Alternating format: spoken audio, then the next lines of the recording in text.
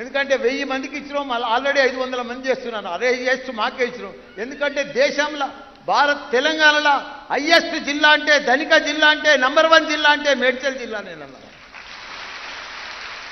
కాబట్టి మీ అందరు కూడా ఇంకా బాగా కష్టపడాలి.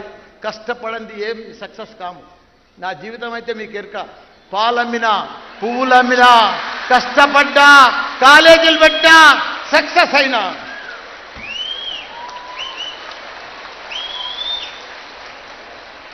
అది మన మంత్రి గారు మల్లన్న అంటే. ఆయన జీవితం మనందరికీ ఆదర్శం. ఇప్పుడే చెప్పారు, పాలమ్మినా, పెరుగమ్మినా, కష్టపడ్డా, కాలేలు పెట్టిన. మేడ్చల్ మల్కాజిగిరి జిల్లాని ఒక మోడల్ జిల్లాగా మారుస్తున్నారు మన మంత్రి మల్లన్న గారు. వారికి మీ అందరి తరఫున మరొకసారి కృతజ్ఞత తెలియజేస్తూ, ఇప్పుడు మన మరో సీనియర్ మంత్రి వర్యులు తెలంగాణ రాష్ట్ర ప్రభుత్వ పశువర్ధక శాఖ మంత్రులు, సినిమాటోగ్రఫీ శాఖ మంత్రులు శ్రీ తలసాని శ్రీనివాస్ యాదవ్ గారిని మనందరినీ ఉద్దేశించి ప్రసంగించవలసిందిగా కోరుచున్నాం.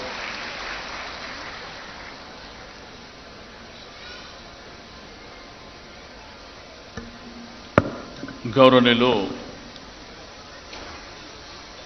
సభాధ్యక్షులు,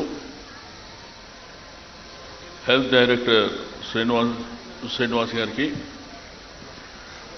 ఈనాటి ముఖ్య అతిథి గౌరవనీయులు రాష్ట్ర వైద్య ఆరోగ్య శాఖ ఆర్థిక శాఖ మంత్రులు పెద్దలు హరీష్ అన్న గారు, రాష్ట్ర హోంశాఖ మంత్రులు మహమూద్ అలీభాయ్ గారు, గౌరవ కార్మిక శాఖ మంత్రులు మల్లారెడ్డి గారికి, గౌరవ శాసనసభ్యులు అరికెప్పూడి గాంధీ గారు, చైర్మన్ తమ్ముడు ఎల్లూరుల శ్రీనివాస్ గారికి, హెల్త్ ప్రిన్సిపల్ సెక్రటరీ గారు రజ్వి గారు, అదేవిధంగా డిఎంఈ గారు రమేష్ రెడ్డి గారికి, ఎండి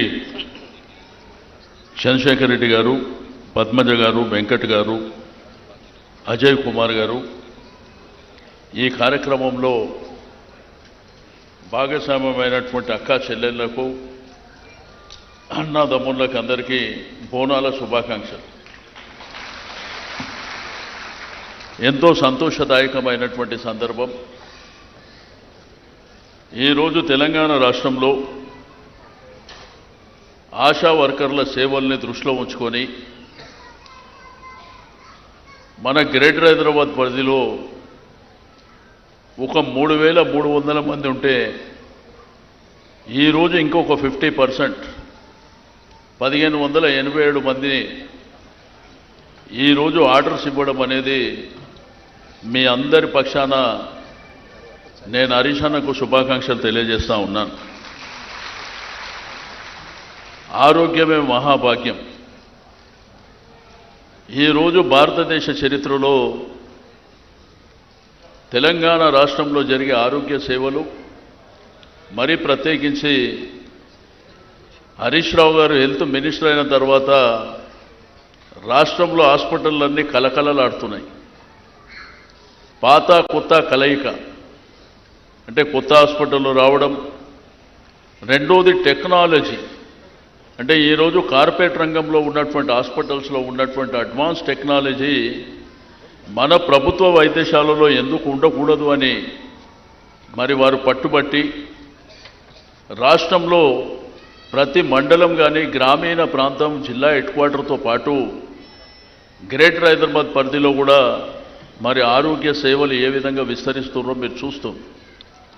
బట్ ఆశా వర్కర్ల సేవలు అనేది కన్న తల్లి కంటే గొప్ప సేవలు మేమని చెప్పి నేను ఈ సందర్భంగా తెలియజేస్తూ ఉన్నాను. ఈరోజు బస్తీ దవాఖానాలు పెట్టినా, రెండోది ఇంటింటికి పోయి ప్రెగ్నెంట్ ఉన్నటువంటి లేడీస్ ఎవరైతే ఉన్నారో వారికి ఎప్పటికప్పుడు టీకాలు వేయడం కానీ, వాళ్ళని హాస్పిటల్కు తీసుకురావడం కానీ, వాళ్ళని జాగ్రత్తగా చూసుకోవడం కానీ, ఇదే కాకుండా కరోనాలో కూడా మీరు విశేషమైనటువంటి సేవలు అందించినటువంటి విషయం మనందరికీ తెలిసిందే.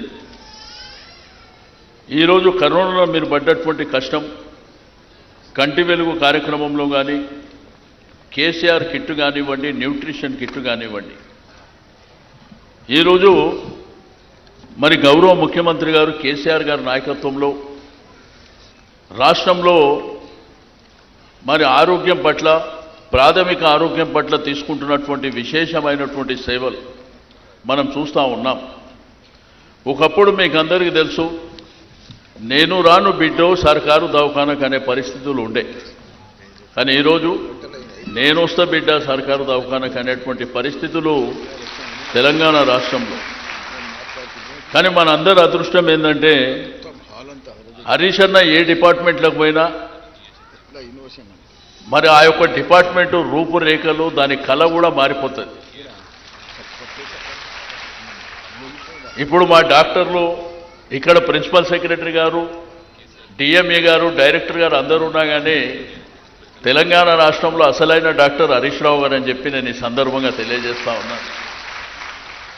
అంటే వారికి ఉన్నటువంటి కమిట్మెంట్ ఏంటంటే, ఏదైనా మీద మీద చూసి మీద మీద మాట్లాడే కాకుండా తరువుగా డీటెయిల్గా వెళ్ళి, ఒకటి మెడికల్ సైడ్లో కూడా ఒక గవర్నమెంట్లో మామూలుగా మంత్రులు చేసే పనులు మీకు తెలుసు కదా, అన్నీ రెడీ ఉండాలి, 4 మాటలు మాట్లాడి వెళ్ళిపోతుంటారు. వారు అట్లా కాదు. అసలు ఏ రోగానికి ఏ మందు ఉంటుందో కూడా మరి తెలుసుకొని వారు మీటింగ్లలో మాట్లాడటమే కాకుండా వారి రివ్యూలో కూడా మనం చూస్తూ ఉన్నాం. రాష్ట్రంలో, తెలంగాణ రాష్ట్రంలో మరి గౌరవ ముఖ్యమంత్రి గారి ఆధ్వర్యంలో హరీష్ అన్న గారి మరి మంత్రిగా ఈ రాష్ట్రంలో ఎవరైనా కానీ ఆరోగ్యపరమైనటువంటి సమస్యలు ఉన్న వాళ్ళకు ఒక ధైర్యం వచ్చింది. ఈరోజు ప్రభుత్వం ఉంది, మమ్మల్ని ఆదుకుంటుంది అనేటువంటి కాన్ఫిడెన్స్ వచ్చింది. మీకు అందరికీ తెలుసు, కార్పొరేట్ రంగంలో ఈరోజు ప్రైవేట్ హాస్పిటళ్ళకి వెళ్తే లక్షల రూపాయలు ఖర్చు కావాలి.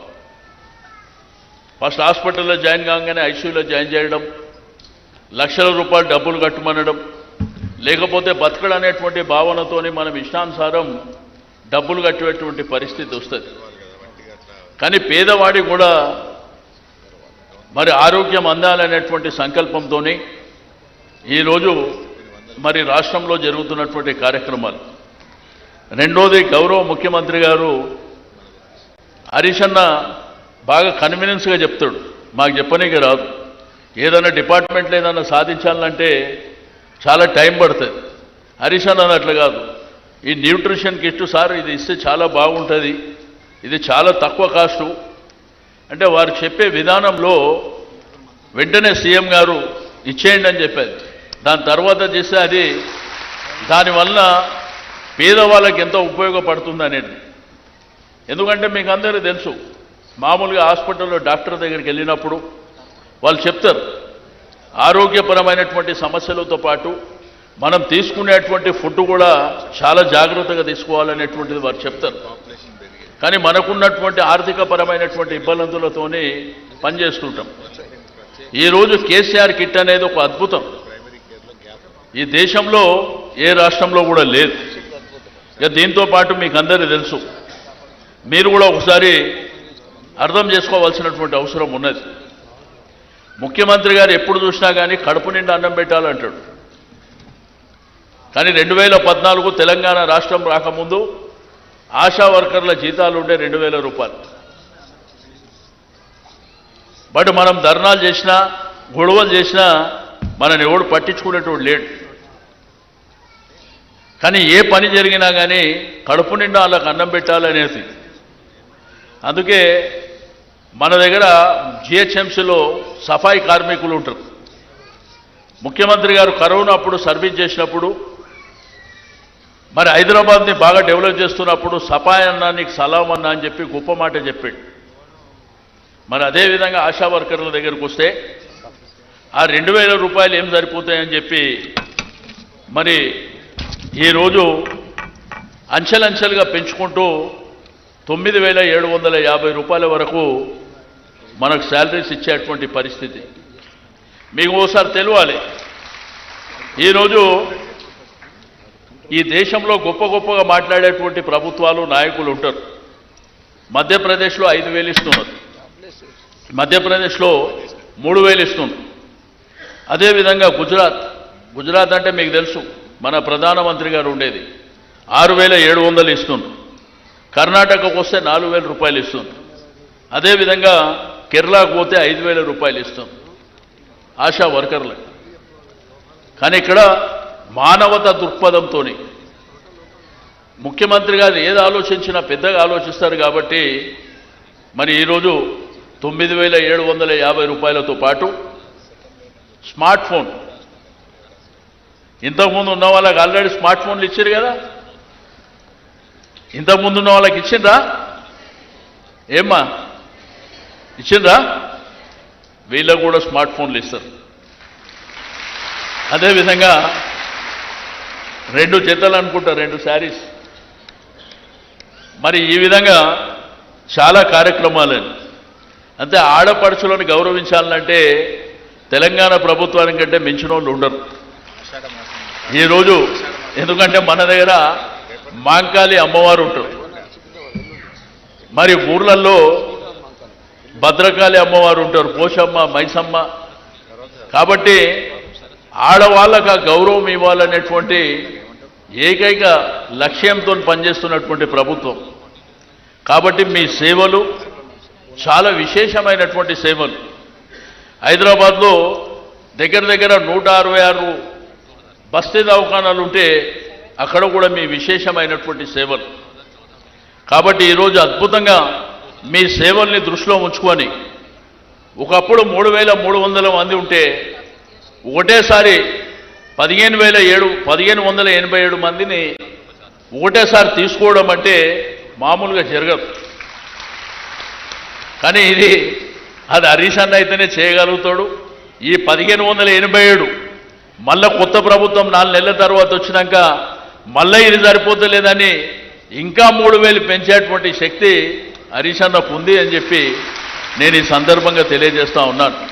పని ఎంత జరిగింది, ప్రజలకు ఎంత మేలు జరిగిందో మీరు కూడా సంతోషంగా ఉన్నారా లేదా అనే మరి ఆ మనస్తత్వం కలిగినటువంటి వ్యక్తి హరీష్ రావు గారు అని చెప్పి నేను ఈ సందర్భంగా తెలియజేస్తా ఉన్నాను. నేను ఈ సందర్భంగా ప్రిన్సిపల్ సెక్రటరీ గారికి, డైరెక్టర్ గారికి, రమేష్ గారికి, మిగిలిన చంద్రశేఖర్ అధికారులకు కూడా నేను మనస్ఫూర్తిగా అభినందనలు తెలియజేస్తా ఉన్నాను.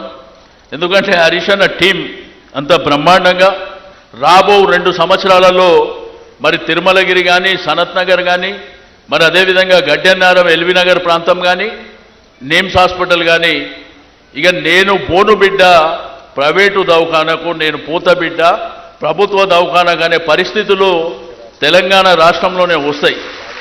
ఈరోజు అద్భుతంగా ప్రతి జిల్లాలో కూడా మెడికల్, మరి ఎక్కడ చూసినా కానీ మెడికల్ కాలేజీలు వచ్చినాయి, దాంతోపాటు హాస్పిటల్స్ బ్రహ్మాండంగా వచ్చినాయి.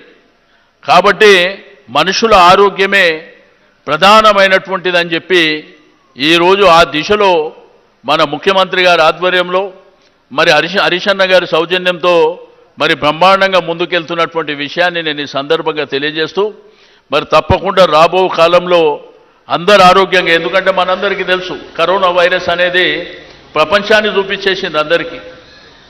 అంటే మాస్కులు పెట్టుకొని ఇంట్లోకి బయటికి వెళ్ళకుండా మనిషి జీవితం ఏందనేది మరి కరోనా వైరస్ చూపించింది అందరికీ.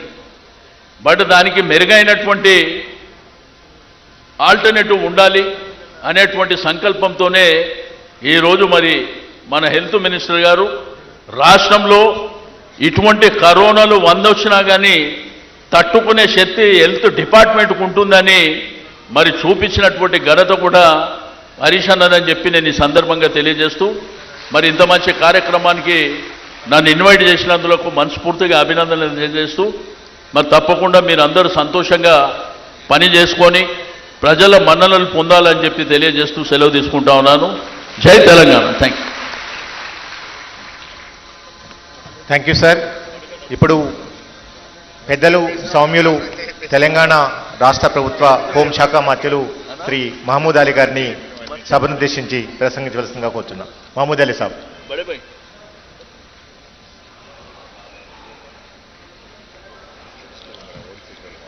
హోల్సేల్ అదంతా పెట్టుకొని వచ్చింది అప్పుడు Honorable Minister, Sri Harish Rao garu, ఆయన హెల్త్ మినిస్టర్ చార్జ్ తీసుకుపోయిన తర్వాత ఆల్ హాస్పిటల్ చాలా డెవలప్ అయింది. చాలా పేషెంట్స్కు ఫెసిలిటీస్ ప్రొవైడ్ చేసిన ఇండియాలో నంబర్ 1 మినిస్టర్ హరీష్ రావు గారు ఉన్నారు. Honourable minister of animal husbandry film industry Shri Talasani Srinivas Yadav garu, honourable minister of labour and employment Shri CH Mallareddy garu, honourable స్థానిక MLA Shri Arpadi Gandhi garu, honourable chairman Shri Erula Srinivas garu, secretary of health medical and family welfare Shri Rizwan garu, DMC Shri Ramesh Reddy garu, director of health Shri Srinivasarao garu, Vidya Vedina Parishad commissioner Shri Ajay Kumar garu వేదిక మీద ఉన్నారు. అందరికీ ఈ ప్రోగ్రాంలో వచ్చిన సోదరి సోదరులకు పేరు పేరుతో నమస్కారము, సలాము. ఈరోజు ఇది చాలా మంచి ప్రోగ్రాం. ఎంత పెద్ద స్థాయిలో ఇండియాలో ఏ స్టేట్లో ఆశా వర్కర్స్కు అపాయింట్ చేయలేదు. మా ఆనరబుల్ సీఎం గారు, మా dynamic minister health minister Harish Rao garu చాలా కష్టపడి తెలంగాణలో హెల్త్ సర్వీసెస్ ప్రొవైడ్ చేస్తున్నారు. ఈరోజు 1500 ఓన్లీ జిహెచ్ఎంసీలో న్యూ అపాయింట్ చేస్తున్నారు. ఇంతకుముందు 3031 ఆశా వర్కర్స్ పనిచేస్తున్నారు. ఇప్పుడు కొత్త అపాయింట్ చేసిన తర్వాత చాలా బాగా ప్రెగ్నెంట్ ఉమెన్స్కి చాలా బాగా సపోర్ట్ ఇస్తుంది. ఆశా వర్కర్స్లో చాలా పెద్ద రెస్పాన్సిబిలిటీ ఉంది. ఆశా వర్కర్స్ సేవ చేస్తున్నారు. సేవ చేసిన అంటే చాలా మంచి వర్క్ ఉంది. ఆశా వర్క్ ద్వారా మొత్తం తెలంగాణలో మా ఆనరబుల్ సీఎం గారు న్యూట్రిషన్ కిట్ ప్రొవైడ్ చేస్తున్నారు. ప్రెగ్నెంట్ పీరియడ్లో ఏ స్టేట్లో ఎంత సేవ చేసిన స్టేట్ అంటే ఒకటి స్టేట్ తెలంగాణ స్టేట్ ఉంది. ఆశా వర్కర్స్ చాలా రెస్పాన్సిబిలిటీతో పనిచేస్తున్నారు. ఆశా వర్కర్స్ రెస్పాన్సిబిలిటీ చాలా పెద్ద రెస్పాన్సిబిలిటీ ఉంది. ఎందుకంటే పిల్లలు ప్రెగ్నెంట్ ఉన్నప్పుడు అమ్మాయికి ఎంత మంచి न्यूट्रिशन किट मेडिसिन इस्ते पिल्ला ఎంత మంచి అవుతున్నారు. इसलिए मैं बताना चाहता हूं, इंडिया में नंबर 1 सीएम है तो केसीआर साहब है, जिन्होंने सेहत के बारे में ख्याल रखने वाले लीडर है तो केसीआर साहब. साबिका भी हम देख चुके हैं 2014 से पहले, और आज भी हम देख रहे हैं किस तरह हमारी सेवा की जा रही है, किस तरह हमारे बच्चों की देखभाल के लिए, प्रेग्नेंट वुमेन के लिए आशा वर्कर के जरिए उन्हें किस तरह सपोर्ट की जा रही है. जो प्रेगनेंसी में अगर सही तरीके से उन्हें न्यूट्रिशन किट और मेडिसिन नहीं मिलते हैं तो आने वाली नस्ल कमज़ोर पैदा होती है. सीएम साहब का हम शुक्रिया अदा करते हैं, हरीश राव साहब का शुक्रिया अदा करते हैं. आपने जब से हेल्थ डिपार्टमेंट का चार्ज लिया है, हम देख रहे हैं दवाखाने बदल चुके हैं. लोग प्राइवेट हॉस्पिटल को प्रेफरेंस नहीं दे रहे हैं. ज़्यादातर लोग गवर्नमेंट हॉस्पिटल में आकर एडमिट हो रहे हैं. गरीब लोग नहीं, पैसे वाले लोग भी आकर सरकारी दवाखाने में इलाज कर रहे हैं. ये हमारे लिए बड़ी खुशी की बात है. आशा वर्कर्स की जो रिस्पॉन्सिबिलिटी है बहुत अहम रिस्पॉन्सिबिलिटी है. सीएम साहब ने खास तौर से साबिका में जो डिलीवरीज होते थे हमारे तेलंगाना स्टेट में गवर्नमेंट हॉस्पिटल में वो 30% से कम हुआ करते थे, मगर आज अबाउ 70% डिलीवरी हो रहे हैं. इसके लिए हमारे आशा वर्कर्स को भी मुबारकबाद देता हूँ. हमारे डॉक्टर्स जो सरकारी दवाखानों में काम कर रहे हैं, हम हरीश भाई के साथ देखते हैं जाकर, इतनी मेहनत से काम करते हैं. और मैं समझता हूं, मैं कभी भी ऐसा नहीं देखा. हरीश भाई साहब हमेशा वीडियो कॉन्फ्रेंस के जरिए उन पेशेंट से भी बात करते हैं. अम्मा आप कैसा इलाज हुआ, नीलोफर दवाखाने पे आने पर आपको कुछ पैसे खर्च हुए, डॉक्टर्स का क्या परसेंटेज में आप मार्क्स देना चाहते हैं, हमारे नर्सेस को क्या परसेंटेज में मार्क्स देना चाहते हैं. तो लोग कहते हैं 95%, 100%. ये बड़ी खुशी की बात है. कोई भी आदमी बगैर एक पैसा खर्चा करे दवाखानों से फ्री इलाज करके जाना, ये बड़ी खुशी की बात है. और ख़ास तौर से हमारे आशा वर्कर्स के लिए भी हम देखते हैं तेलंगाना बनने से पहले बहुत कम सैलरी थी और सीएम साहब ने 2 बार उसमें इजाफा किया।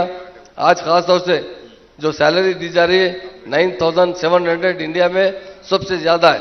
और हमारे मिनिस्टर साहब तलासानी श्रीनिवास साहब ने पूरे स्टेट से भी कंपेयर किया है दूसरे स्टेट में क्या सैलरीज है।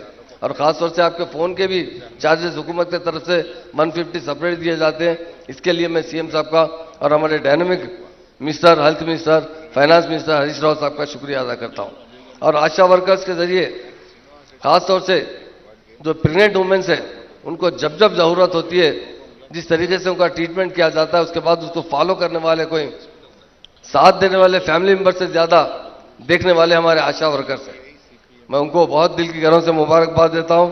और केसीआर साहब जो तेलंगाना बनने के बाद केसीआर साहब जो किट दे रहे हैं, केसीआर किट, उसमें डिलीवरी के टाइम पे कई किट के अंदर आइटम्स है जो बड़े बड़े लोग इस्तेमाल करते हैं।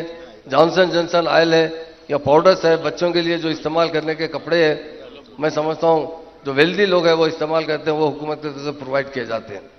और उसके साथ रकम भी दी जाती है। लड़की पैदा होने पर 13,000 दिए जाते हैं, लड़का पैदा होने पर 12,000, 1,000 रुपये इजाफा दिए जाते हैं लड़की पैदा होने पर। मैं ऑनरेबल सीएम साहब का शुक्रिया अदा करता हूं। खासतौर से आज जो 1500 लोगों को अपॉइंट किया गया है, तमाम डिपार्टमेंट के अहदेदारों को, हमारे सेक्रेटरी साहब को और जितने डीएमई साहब को, डायरेक्टर साहब को, जितना स्टाफ से जो हेल्थ डिपार्टमेंट में काम करते आ रहा है और बड़ी मेहनत से, लगन से इस डिपार्टमेंट को तरक्की दी जा रही है। आज हमारे स्टेट में नहीं बल्कि सारे इंडिया में हमारे हेल्थ डिपार्टमेंट का नाम बहुत ऊंचा हो चुका है। 2014 के बाद हमारे ऑनरेबल सीएम साहब ने हर सेक्टर में बड़ी मेहनत कर उसे तरक्की दिलाई है। आज इंडिया में नंबर 1 सीएम है तो केसीआर साहब है, और नंबर 1 स्टेट है तो तेलंगाना स्टेट है। उसी तरह नंबर 1 मिनिस्टर है तो हरीश राव साहब है। उनको दिल की गहराइयों से शुक्रिया अदा करते हुए मैं अपनी बात खत्म करता हूं। जो मुझे मौका दिया गया उसका शुक्रिया। जय तेलंगाना, जय हिंद।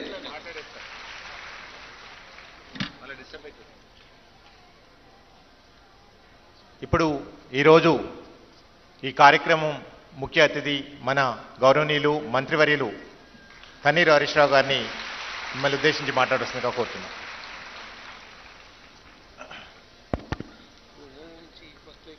సభాధ్యక్షత వహిస్తున్న స్థానిక శాసనసభ్యులు,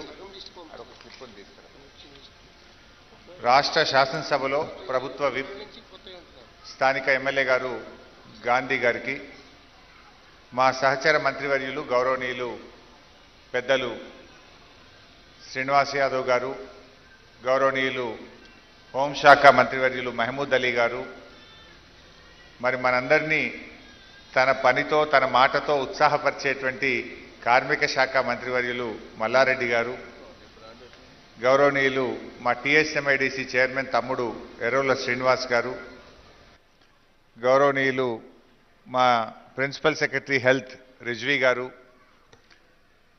DME Ramesh Reddy garu, director health Srinivas గారు, టీఎస్ఎంఐడిసి ఎండి చంద్రశేఖర్ రెడ్డి గారు, కమిషనర్ వైద్య విధాన పరిషత్ డాక్టర్ అజయ్ గారు, ఈరోజు కొత్తగా ఆశా వర్కర్లుగా ఉద్యోగాల్లో చేరబోతున్నటువంటి మా అక్కా చెల్లెలందరికీ పేరు పేరున నమస్కారం.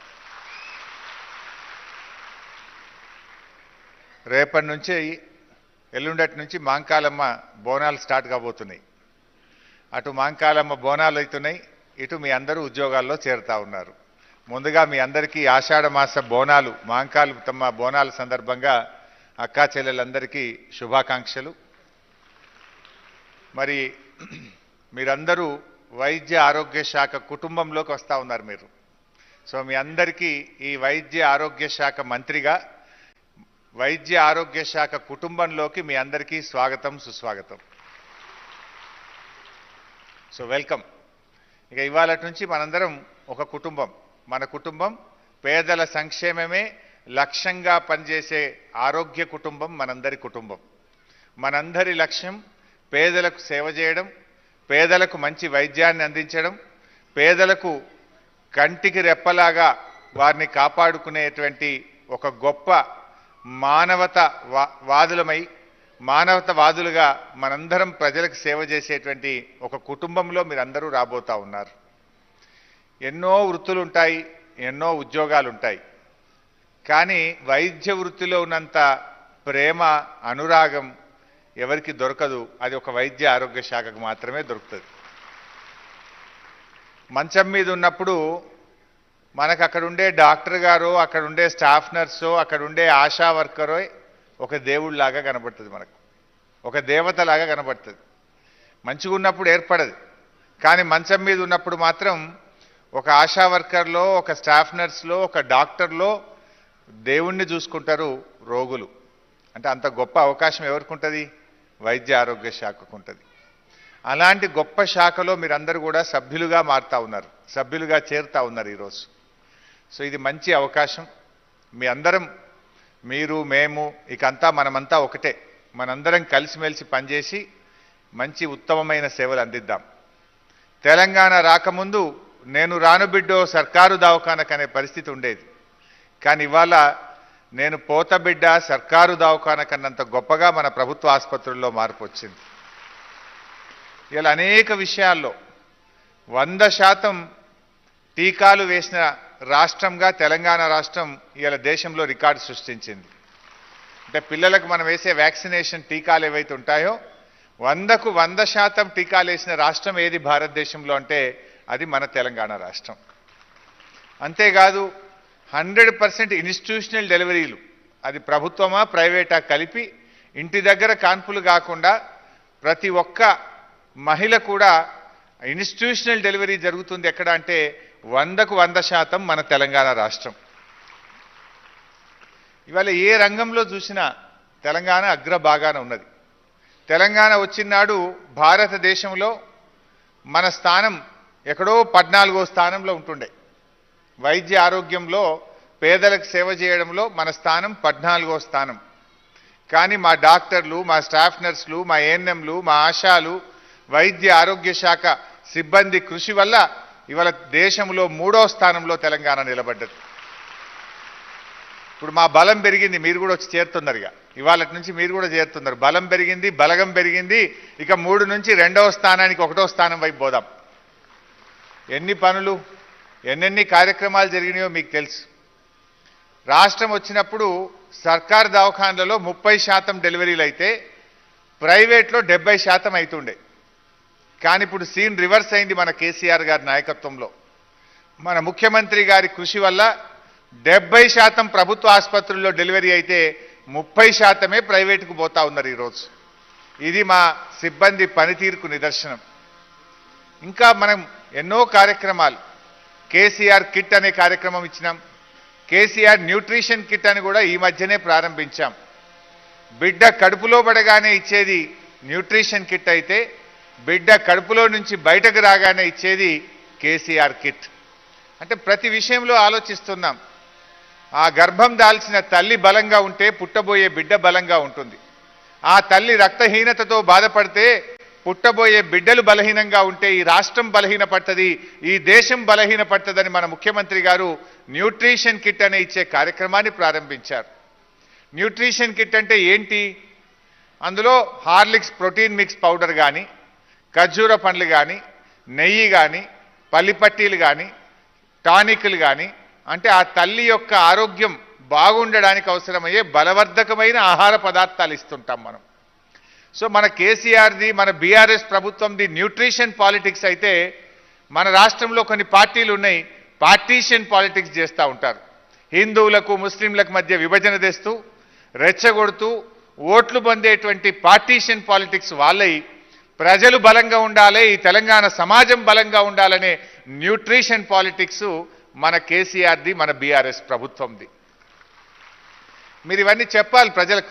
ఆశా వర్కర్లుగా ప్రజల దగ్గరికి పోయినప్పుడు మీరు చెప్పాలి, ఈ ప్రభుత్వం తల్లి బిడ్డల సంక్షేమం కోసం ఎంత కృషి చేస్తూ ఉంది.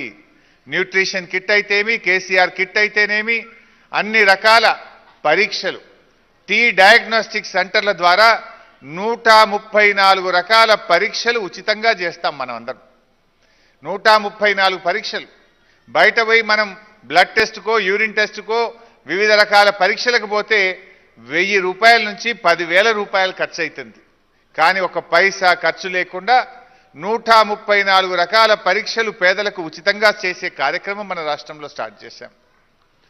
అదేవిధంగా రేడియాలజీ ల్యాబ్స్, ఇక్కడ కూడా మనం ఎక్స్రే కానీ, టిఫా స్కాన్ కానీ, అదేవిధంగా మెమోగ్రాఫ్, మన మహిళలకు సంబంధించి బ్రెస్ట్ క్యాన్సర్ను గుర్తించే విషయం కానీ, ఇలా అనేక కార్యక్రమాలు ప్రభుత్వం తీసుకొచ్చింది. వీటిని మనం ప్రజలకు అందించాలి, ప్రజల్లో ఒక అవేర్నెస్ తేవాలి, ప్రజల్లో ఒక చైతన్యాన్ని తీసుకొచ్చి ఒక ఆరోగ్య తెలంగాణగా మార్చేటువంటి దిశగా మనందరం కలిసి కట్టుగా కృషి చేద్దాం. ఇవాళ మీరు ఆశా వర్కర్లుగా మనం అనేక కార్యక్రమాలు చేస్తాం.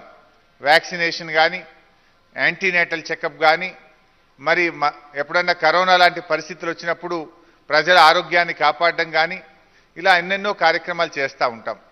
మనందరం మీకు కూడా ట్రైనింగ్ ఇస్తారు.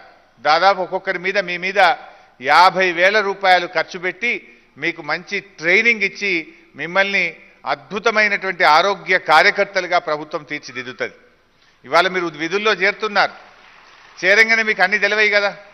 మీ ఒక్కొక్కరి మీద 50,000 రూపాయలు ఖర్చు పెట్టి మీకు మంచి ట్రైనింగ్ ఇస్తాం. మిమ్మల్ని అద్భుతమైన ఆరోగ్య కార్యకర్తలుగా మిమ్మల్ని తీర్చిదిద్దుతుంది మన తెలంగాణ వైద్య ఆరోగ్య శాఖ.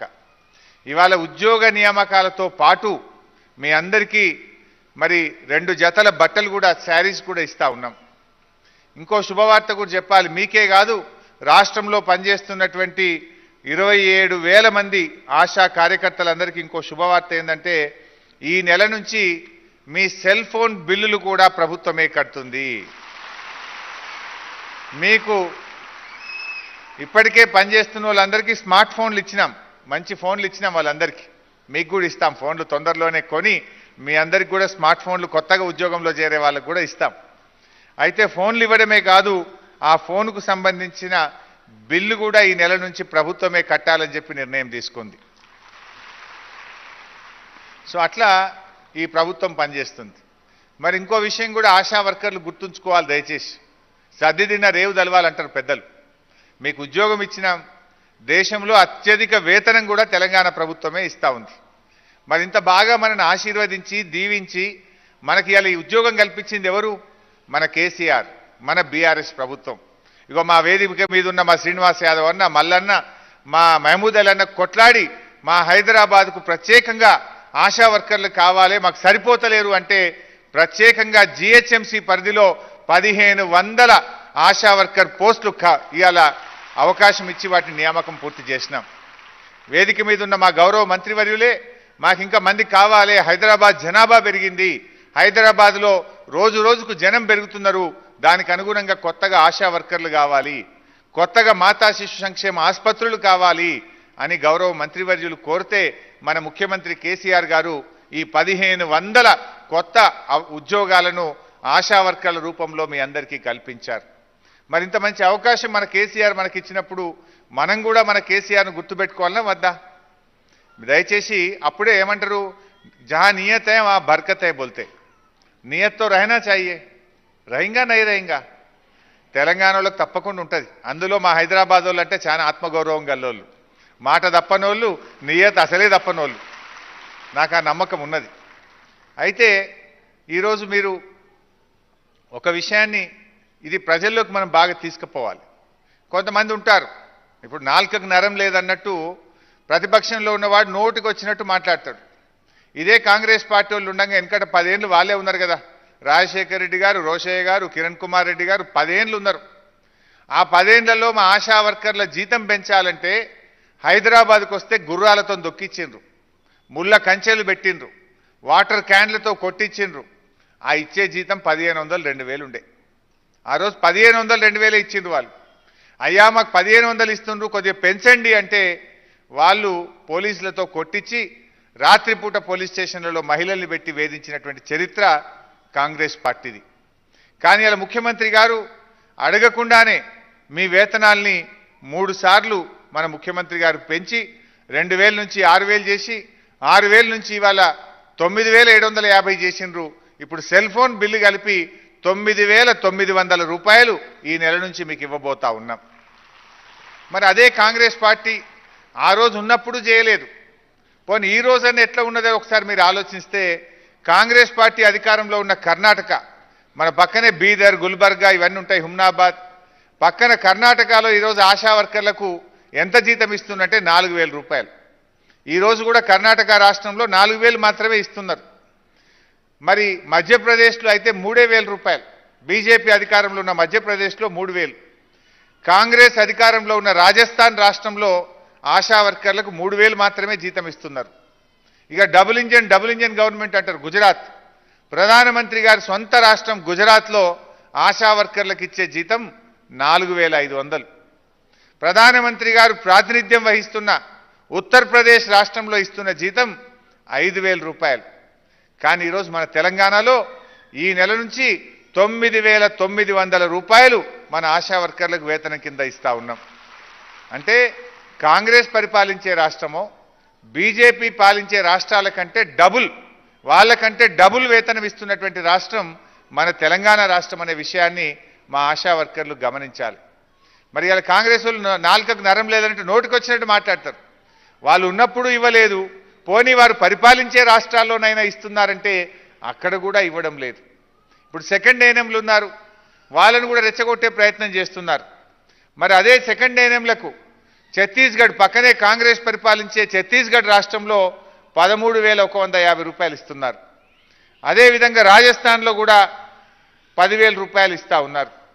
అదేవిధంగా ఈరోజు సెకండ్ ఏఎన్ఎంలకు గుజరాత్లో 12,500, కర్ణాటకలో 12,000, మహారాష్ట్రలో 15,000. కానీ మన తెలంగాణలో 27,300 రూపాయలు సెకండ్ ఏఎన్ఎంలకు వేతనంగా ఇస్తూ ఉన్నాం.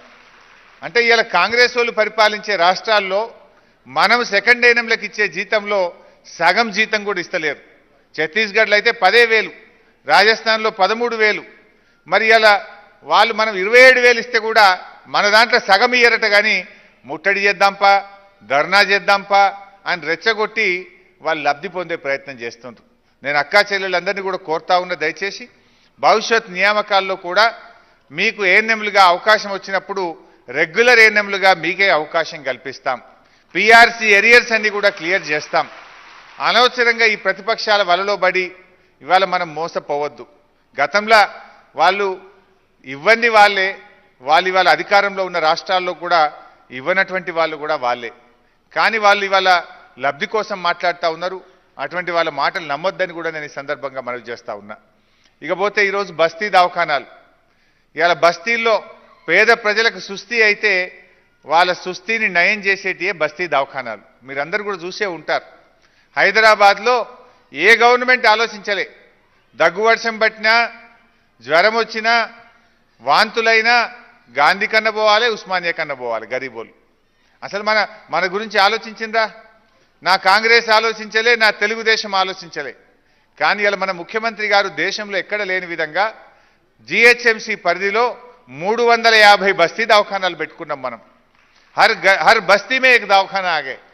जहां पर भी बस्ती में किसी के लिए भी कुछ तकलीफ आए तो बस्ती दवाखाना गए तो आप लोगों को डॉक्टर रहेगा, पूरा टेस्ट में भी फ्री में करते हैं और दवा भी फ्री में दे रहे, मुफ्त में दवा भी दे रहे. आज बस्ती दवाखाना सुपर हिट हो गए.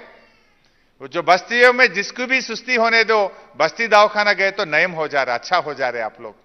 सो कोई गांधी को या फोरेंटी को या उस्मानिया को कहीं जाने का जरूरत नहीं है. आपके बस्ती में खुद आपको सेवा मिल रहा, आपके बस्ती में खुद डॉक्टर बैठ के परीक्षा करके आपको पूरा दवा मुफ्त में देते जा रहे हैं. इतना अच्छा गवर्नमेंट काम करते हैं. ఇలా బస్తీ దవాఖానాల వల్ల ఒక గొప్ప మార్పు వచ్చింది. ఒకప్పుడు ఉస్మానియా ఆసుపత్రికి 12 లక్షల మంది ఓపీ పేషెంట్లు వచ్చేవాళ్ళు. బస్తీ దవాఖానాలు వచ్చిన తర్వాత ఓపీ పేషెంట్లు 5 లక్షలకు తగ్గిపోయినారు. అంటే 60% ఉస్మానియాలో ఓపీ తగ్గిందంటే బస్తీ దవాఖానాల వల్లనే తగ్గింది. ఎందుకు?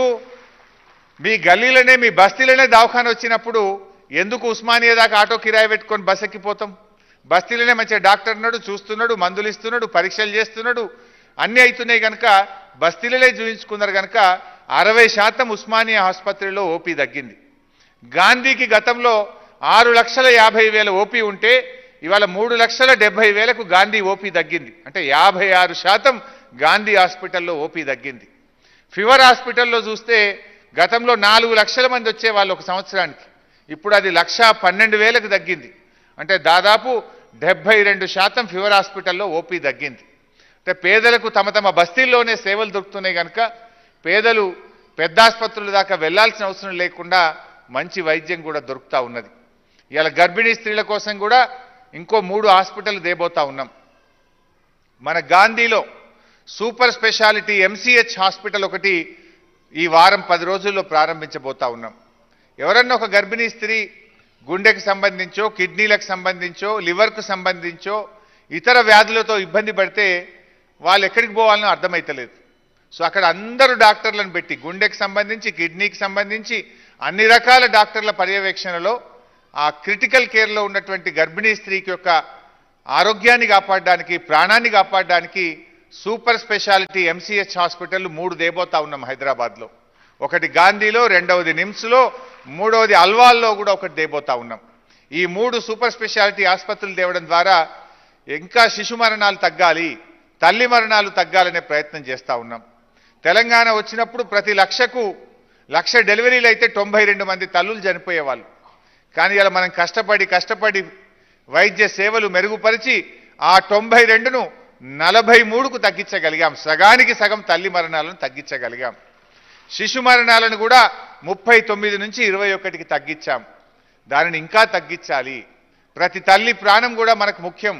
ప్రతి తల్లిలో మన చెల్లిని చూసుకోవాలి, ప్రతి తల్లిలో మన అక్కను చూసుకొని మన అక్క ప్రాణం, మన చెల్లె ప్రాణం మనకు ఎంత ముఖ్యమో ఈ రాష్ట్రంలో డెలివరీ అయ్యే ప్రతి తల్లి ప్రాణం కూడా మనకు అంతే ముఖ్యం. అందుకే ఈ 3 సూపర్ స్పెషాలిటీ ఆసుపత్రులు తెస్తా ఉన్నాం. హైదరాబాద్ నలుదిక్కుల గౌరవ ముఖ్యమంత్రి గారి ఆలోచనతో 4 సూపర్ స్పెషాలిటీ ఆసుపత్రులు వస్తున్నాయి. ఒకటి అల్వాల్లో టిమ్స్ హాస్పిటల్, అదేవిధంగా ఎల్బీ నగర్లో టిమ్స్ హాస్పిటల్, ఎర్రగడ్డలో టిమ్స్ హాస్పిటల్, గచ్చిబౌలిలో కూడా టిమ్స్ హాస్పిటల్. నలుదిక్కుల 4 సూపర్ స్పెషాలిటీ ఆసుపత్రులు తెస్తున్నాం.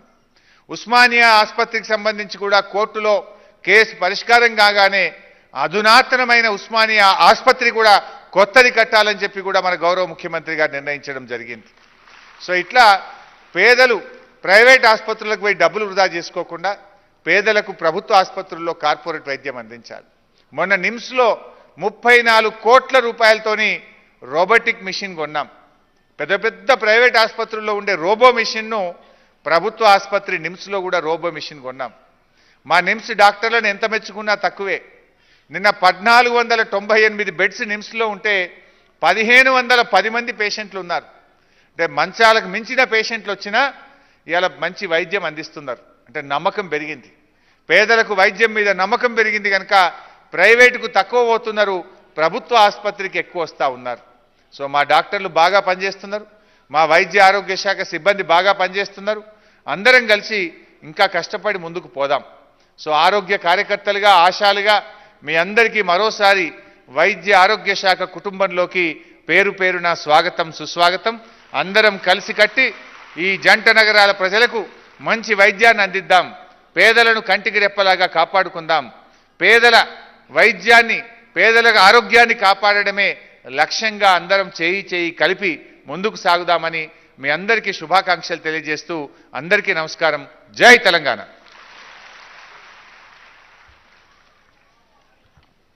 ఈరోజు తెలంగాణ రాష్ట్ర ఆరోగ్య ముఖ చిత్రాన్ని మార్చడం కోసం మన వైద్య ఆరోగ్య శాఖ మంత్రులు హరీష్ రావు గారు నిరంతరం కృషి చేస్తున్నారు.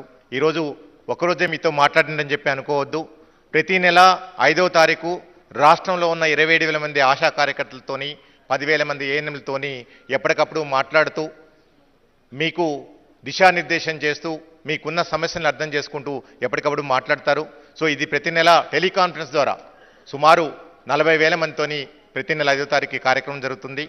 సో ఏదైతే గవర్నమెంట్ మంత్రివర్యులు కళ్ళగంటున్న ఆరోగ్య తెలంగాణ ఏదో దానిలో మనమందరం కూడా భాగస్వాములు కావాలని వారి తరపున మీ అందరికీ మరొకసారి తెలంగాణ వైద్య ఆరోగ్య కుటుంబ సంక్షేమ శాఖ కుటుంబంలోకి మరొకసారి స్వాగతం, సుస్వాగతం తెలియజేస్తూ ఈరోజు మనమందరం ఎదురు చూస్తున్న లాంఛనంగా కొంతమంది ఆశా కార్యకర్తలకి ఈరోజు నియామక పత్రాల పంపిణీ కార్యక్రమం, అలాగనే చీరల పంపిణీ కార్యక్రమాన్ని ప్రారంభించాల్సిందిగా మన మంత్రివర్యులు, మన ముఖ్య అతిథి హరీష్ రావు గారు, అలాగనే తలసాని శ్రీనివాసరావు గారు, మల్లారెడ్డి గారు, మహమూద్ అలీ గారు, అలాగనే స్థానిక శాసనసభ్యులు గాంధీ గారు, ఇతర అధికారులందరూ కూడా పార్టిసిపేట్ చేయాల్సిందిగా కోరుతున్నాం. ఇప్పుడు ఒక 5గురిని నేను స్టేజ్ మీదకి పిలుస్తాను.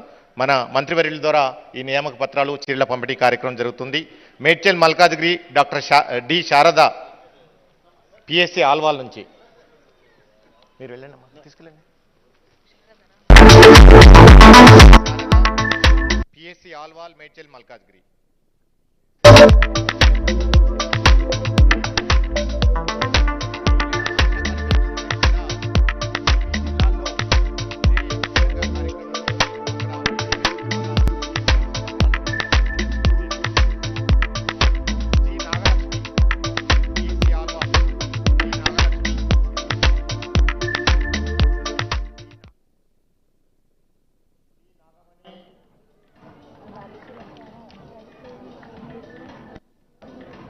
Summary.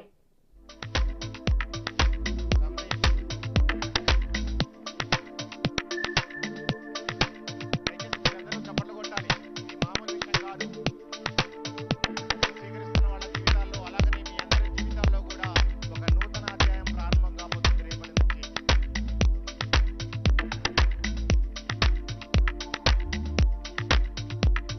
అలాగనే మన మెదక్ పార్లమెంట్ సభ్యులు ప్రభాకర్ రెడ్డి గారు కూడా ఈ కార్యక్రమంలో పార్టిసిపేట్ చేశారు. వారికి కూడా ధన్యవాదాలు తెలియజేస్తున్నాం.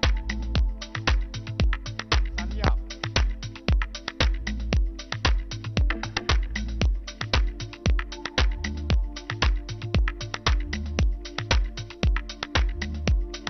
ఈ స్వప్న దేవమణి దేవలక్ష్మి త్వరగా రావాలి. Swapna Devalakshmi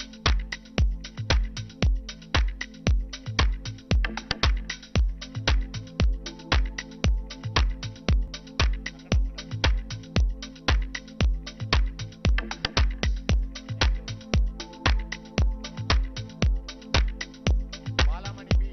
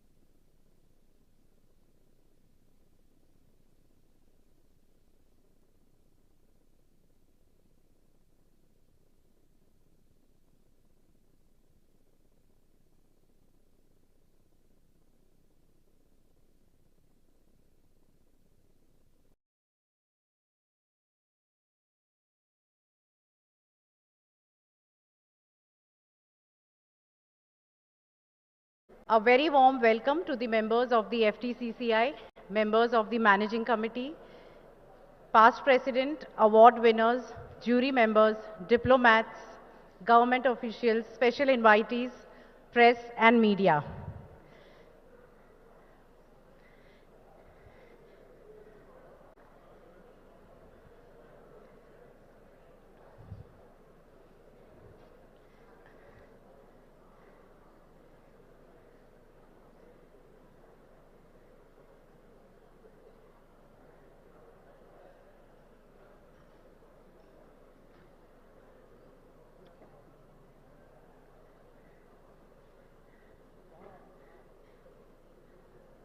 May I request the dignitaries to please be seated so that we can commence the program. We are especially pleased that the Excellence Awards is taking place on the auspicious day of Guru Purnima, giving us all an opportunity to remember and acknowledge the profound impact on our lives made by our Gurus. I extend a very hearty welcome to the Honorable Minister for Industries, MANUD, ITENC, Government of Telangana, Shri K.T. Ramarao Garu. Thank you so much, sir, for accepting our invitation and gracing the occasion. I take immense pride, sir, today in mentioning to all of you that sir have graced the occasion, and this is the third consecutive year to have you. So a big round of applause and thank you so much, sir.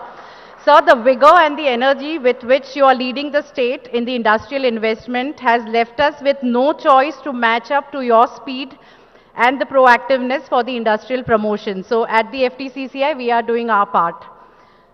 Mr. Jayesh Ranjan, Principal Secretary, would be joining us shortly. I take immense pleasure in welcoming Sri Anil Kumar Chalmala Setti, Chief Executive and Managing Director, Greenco Group. Sir, this is your maiden visit to the FTCCI event, so very warm welcome to you, and we look forward to a continued partnership with the Greenco. Thank you so much for accepting our invitation. We extend our heartfelt congratulations to all the award winners across the 22 categories. Receiving an award from the Honorable Minister is indeed a milestone in itself.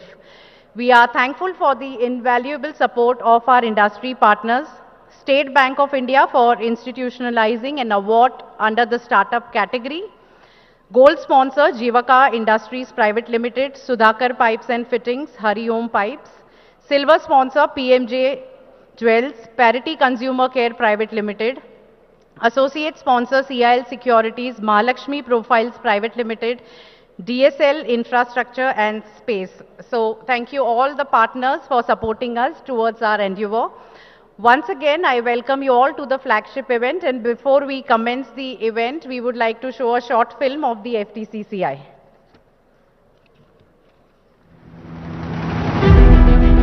(1917), the year when a dedicated organization, the Deccan Chamber of Commerce, was formed to encourage trade and commerce activities. The historical journey of the organization has witnessed great transformation as per the changing needs of the industry and businesses.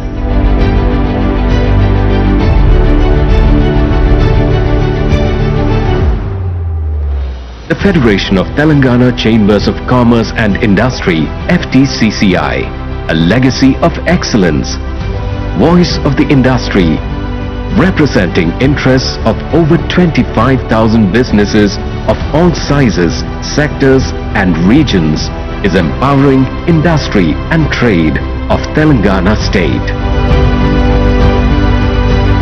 A world leader in pharma, a global hub for vaccine, home to all major MNCs, leader in IT exports, an emerging first stop of India.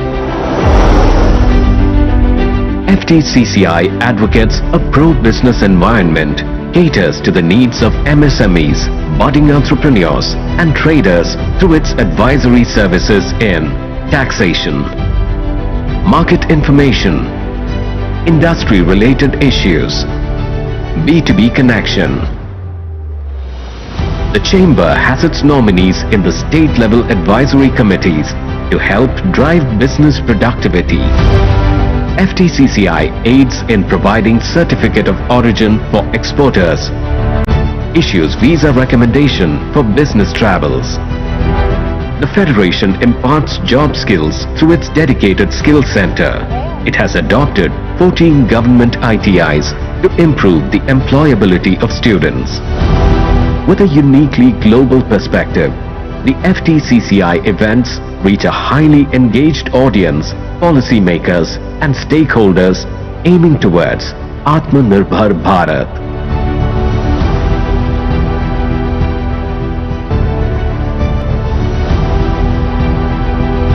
FTCCI to work with government, tell us and guide us कि हम लोग क्या कर सकते हैं to remain competitive, to remain better than our competition.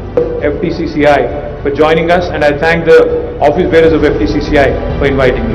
Jai Telangana, Jai Hind. Come and be a part of this dynamic and proactive organization. Together, let's realize the vision for a progressive future.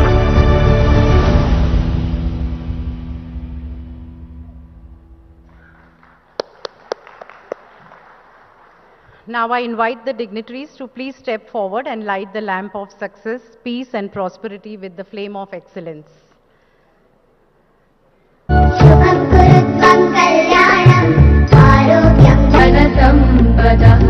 शुभं कुरुत्वं कल्याणम् आरोग्यं धनसम्पदः शत्रुबुद्धिविनाशाय दीपज्योतिर्नमोऽस्तुते दीपज्योतिर्नमोऽस्तुते दीपज्योतिः परब्रह्म दीपज्योतिर्जनार्दनः दीपज्योतिः परब्रह्म दीपज्योतिर्जनार्दनः दीपो हरतु मे पापम् सन्ध्यादीपनमोऽस्तुते ओ दीपब्रह्मरूपस्त्वं ज्योतिषां प्रभुरव्ययः ओ दीपब्रह्मरूपस्त्वं ज्योतिषां प्रभुरव्ययः आरोग्यं देहि पुत्रांश मतिं स्वच्छां हि मे सदा रवेरस्तं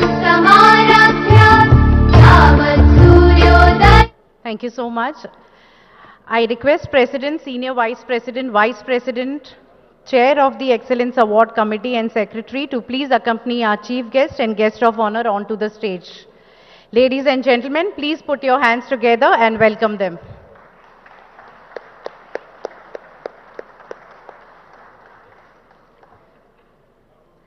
A special welcome to Mr. Jayesh Ranjan, IAS Principal Secretary, Industries and Commerce and ITNC. So thank you so much for gracing the occasion.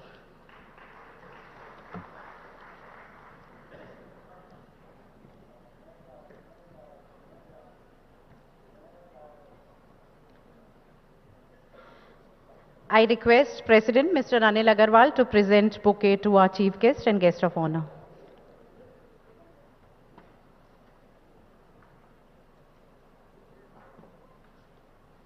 No.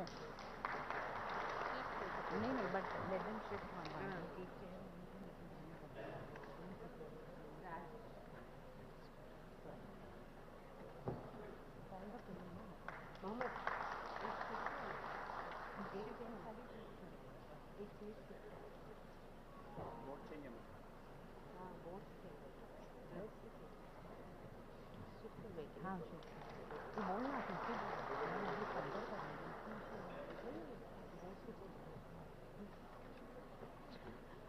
I invite President Mr. Anil Agarwal to welcome the gathering.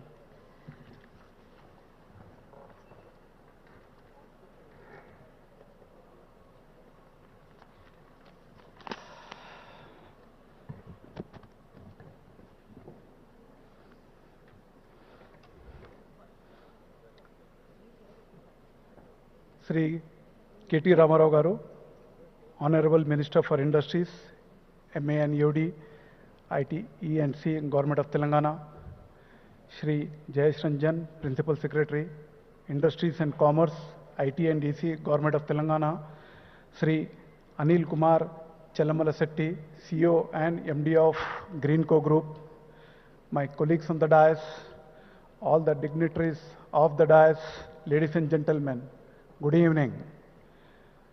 Hearty welcome to the FTCCI Excellence Awards ceremony. On behalf of FTCCI, I extend my warmest greetings and gratitude to each one of you who has taken the time to join us here today.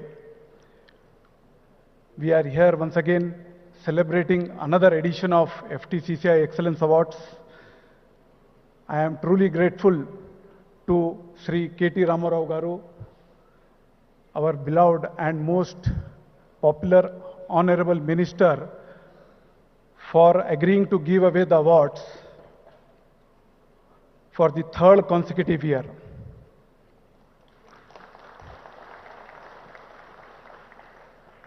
Sir, we are most honored by your presence, and I must say that every year we are receiving more and more number of nominations for awards as the industry feels proud to receive award from you, sir. I am really proud to see there are 22 winners in various categories, and I congratulate all the winners and nominees of various awards. All the nominees who were not selected should not get disheartened and should take it in a right spirit, as Henry Ford aptly said. Failure is a simple opportunity. Failure is a simple opportunity to begin again more intelligently. Sir, I am pleased to inform you that State Bank of India has come forward to initiate a startup award. I am thankful to SBI for sponsoring the award and to Sri Amit Jhingran CGM who has initiated this award. I also thank Sri Dinesh Kumar Khara, Chairman SBI, for unveiling the award. Sir, for your gesture, this will encourage the startups to compete and be recognized among the stalwarts of industry. The awards are meant to recognize, celebrate, and support the companies and individuals who made immense efforts to withstand, sustain, and exemplify in the chosen areas and their tireless contribution to industrial growth. I want to thank every organization that is part of the process, esteemed jury who has given their thoughts to the process, our partners, Excellence Awards Committee, teams at FTCCI for putting in so much thoughts and effort for making this a huge success. I thank every dignitary in the audience for joining us to celebrate the hard work and efforts of industry. A big round of applause for all the winners and nominees, please. Thank you. The state has celebrated Dasabdi Utsavalu, and my congratulations and best wishes to all on entering the 10th glorious year of state formation. What an incredible journey we had seen in the last 9 years. Gross State Domestic Product, GSDP, in 2014, it was only 5.05 lakh crore. Now in 2023, it has grown to 13.27 lakh crore. And per capita income, which was 1.24 lakh rupees, has grown to 3.17 lakh 4 in 2023. In the last 9 years, both the GSDP and per capita income have grown by more than 2.5 times. The credit of state's progress goes to our visionary, Honorable Chief Minister, his team of Council of Ministers, bureaucrats, who with their vision, mission and leadership have put the economy of Telangana not just on the track, but on a high-speed track. Sir, there is no second opinion on the fact that your charisma, dynamism and proactiveness have put Telangana in the forefront of investment destinations in India. Your recent visits to UK and US were testimony to this, and we congratulate Honorable Minister Sri KTR Garu, Sri Jayesh Ranjan ji, Sri Vishnuvardhan Reddy ji, and whole team for making stupendous efforts and bringing huge investments into various sectors, thus generating a lot of employment.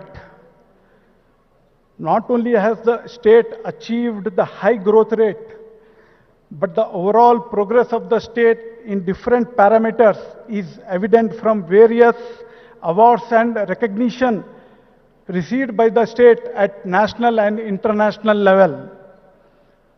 5 Green Apple Awards for international beautiful buildings from London-based independent non-profit organization, the Green Organization. National Technology Award to our own T-Hub, which is a world-class state-of-the-art incubation center for startups. 13 awards in National Panchayat Awards in 2023. Sir, list is long and exhaustive. Sir, the National Manufacturing Innovation Survey 2021-22 conducted by the Department of Science and Technology in collaboration with UNIDO has developed first Indian Manufacturing Innovation Index for 28 states and 6 union territories. I am pleased to inform you that UNIDO has mandated Federation to do the survey in Telangana. All over India, more than 20,000 units have been surveyed. And in Telangana alone, FTCCI has done survey of more than 1,000 units. Recently, Department of Science and Technology has released the report, which is very comprehensive and well documented. And we are proud that Telangana ranked number 3 among all the states and union territories in the country in Indian Manufacturing Innovation Index rank. I am pleased to inform that Federation has organized 3-day Industrial Innovation and Technology Expo from 28th to 30th of June at HITEX. And being our maiden expo, we are extremely happy that more than 130 exhibitors displayed their innovation and technologies, and about 9,000 to 10,000 people have visited the expo. 3 countries, Mauritius, UAE, and Belgium were also part of our expo, and 13-member delegation from Vietnam has also visited the expo. My sincere thanks to the government of Telangana, especially to Jayesh Ranjan sir and Vishnuvardhan Reddy Garu, and all other government and non-government organizations for their support and cooperation. Sir, this expo was also supported by Ministry of MSME, Government of India. Sir, while you and your team are making efforts to bring investments into the state, we as Federation are also promoting brand Telangana in a very small way. In the last year, we had fruitful interactions with trade delegations and trade commissioners from different countries like Belgium, Turkey, Iran, UK, Canada, South Africa, El Salvador, etc. Consul General of India at Iran, Brazil, Peru, and Dominican Republic also visited Federation and addressed our members. They have visited at the same time, at the same day, they have visited our Federation and addressed our members, sir. The Federation also led industry delegations to Thailand and Vietnam in September and December months 2022 respectively. During the visits, besides participating in number of meetings, FTCCI Federation has also signed Memorandum of Understandings with Thai Chamber of Commerce, Indo-Thai Chamber of Commerce, and Vietnam Chamber of Commerce and Industry, Ho Chi Minh City, to promote trade and investments between the two countries. Particularly, we were promoting Telangana state in all our meetings and presentations. Sir, we continue to reach out to district level chambers and tier 2 cities for promotion of business culture and conducted training programs at Nizamabad and Warangal. This we have done with the support of Amazon. And we are also doing entrepreneur development programs at Medak, Khammam and Karimnagar. One such program on entrepreneur development program, which is also being organized on 25th of this month in Narsapur. We would like to reach to all other tier 2 and tier 3 cities in the state and seek industries department support in this regard. Sir, we have recently inaugurated FTCCI Pokarna Skill Center, supported by Sri Gautam Pokarna ji, wherein we reskill, upskill, and improve the employability of youth. So, being from the state body, we understand and we try to bridge the gap between the available talent and the talent requirement by the industry. Sir, our health committee, under the chairmanship of Sri Shekhar Agarwal, is coming out with a document on Health Vision 2030, Quality and Affordable Health for All, Telangana State. Sir, the document which we are preparing, the chief advisor is Dr.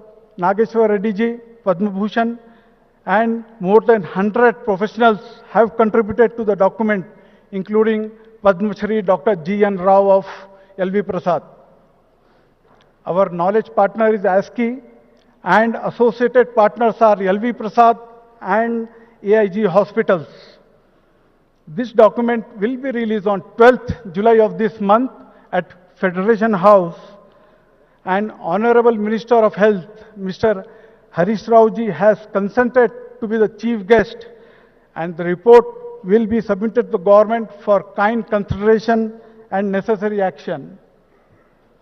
Sir, these are the few achievements which Telangana State and Federation have done together.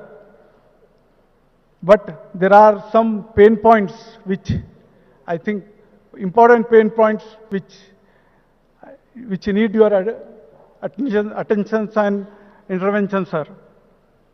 Sir, first of all, trade license fee, sir, it is imposed on square feet basis.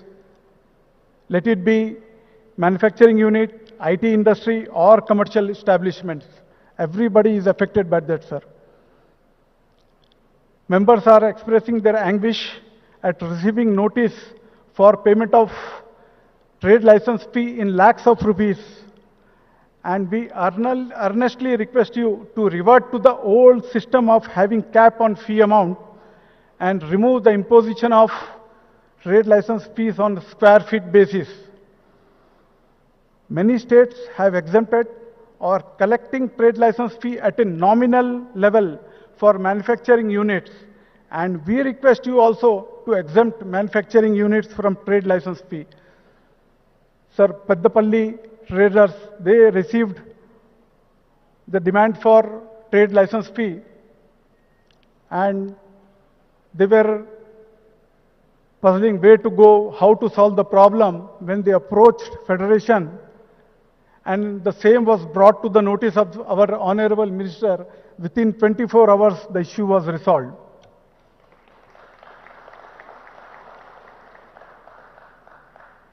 No doubt, government is making maximum efforts for revival of MSME SIC units and also trying to introduce one-time settlement. And already they have introduced OTS scheme in VAT and other taxes, and also property tax, so that matter can be settled amicably. In the same manner, we request you to introduce OTS system for electricity dues, because large number of units have shut down their operations due to their inability to pay the power bills and other charges on dues. So the dues collected, charges which they are collecting are exorbitant. Sir, after 2-3 years, automatically the amount original amount will become double. That is the amount of charges they are collecting. So your positive consideration in this aspect will help many units revive their operations. And this will help not only to generate revenue for the government and for the DISCOMs also, and for getting our employment opportunities. Sir, one more thing. Government is releasing certain amounts of incentives, and they are not reaching the sanctioned people waiting in Syria team to receive their amounts, but are given to few units on priority basis. Sir, whatever be the reason for skipping the Syria team and allocation of funds to the units out of line, it is upsetting those who are waiting to receive their amounts for more than 7 years now. Request you to release the funds as per Syria team to the units and provide relief to those that are waiting since long. We are pleased to inform that FTCCI, in collaboration with Indian Institute of Economics, has prepared a report on cost of doing business in Telangana vis-a-vis other states in the country, as suggested by you in last year's award functions. Sir, we had one round of discussion with Jayesh Ranjan ji. A small tweak here and there will help the state to get further investments and will help the existing industries to competitive better in the market. Sir, we request your time to present the report for your considerations. Sir, FTCCI would like to bring to your kind notice one long pending issue with the state government. Sir, we are one of the oldest trade and commerce organization of the country, doing quality work for the industry, trade and commerce in the Telangana state. Every year, more than 20 foreign country delegations visit our federation to foster relationship with the local industry and Telangana state.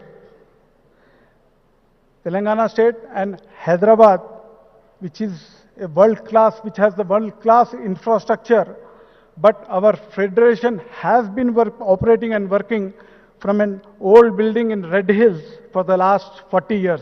Sir, you have visited our premises. CCLA recommended land allotment to FTCCI in 2017.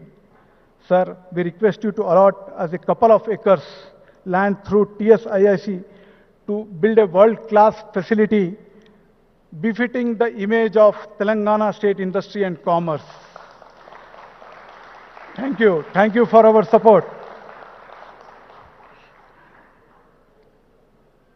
Sir, with the support of Government of Telangana, we would also like to take up cluster development activities and contribute to the growth story of Telangana.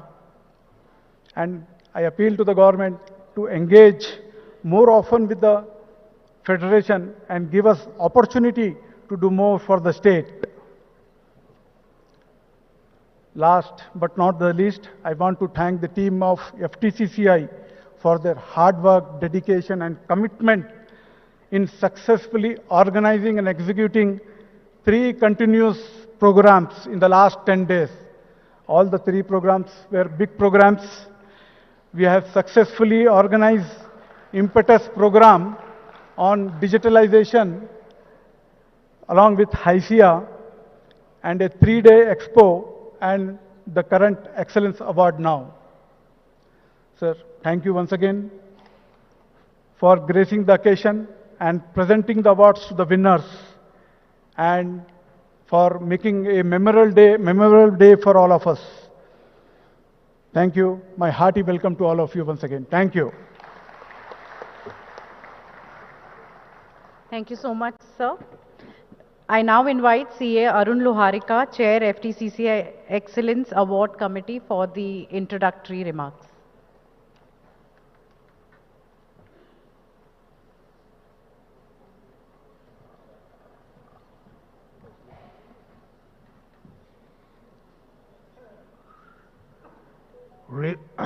respected chief guest, Mr. K.T. Ramarao, guest of honor, Mr.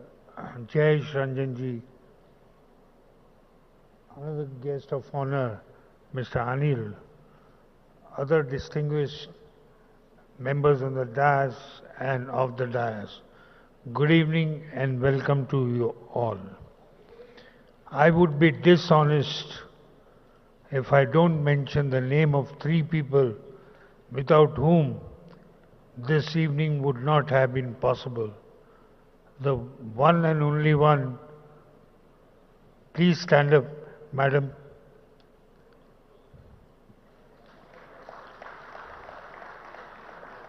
Mrs. Kankaria. Second, Mr. Pawan, wherever he is, please stand up. He's not there. And the third is Sneha. I think she's also outside. Friends, Aristotle rightly said, excellence is never an accident. It is always the result of high intention, sincere effort, and intelligent execution. It represents the wisest choice of many alternatives. Choice, not chance, determines your destiny. Recognize the efforts of organization and leaders. FTCCI honors those who have driven changes through innovation, initiatives, and advancements. These men and women with trailblazing attitude and skills have done wonders to improve business performance in their specific industry and areas of business. FTCCI aims to felicitate companies, entrepreneurs, and service providers for their outstanding performance and achievements in their respective fields. It identifies accomplishments that have a lasting impact, demonstrate the highest level of professionalism, and deliver exceptional results. The recipients of the Excellence Awards are the ones who have exhibited their skills and sensitivity as they created inspiring work to engage their communities in the newer ways. These individuals and companies belong to various categories, and to be precise, 23 categories.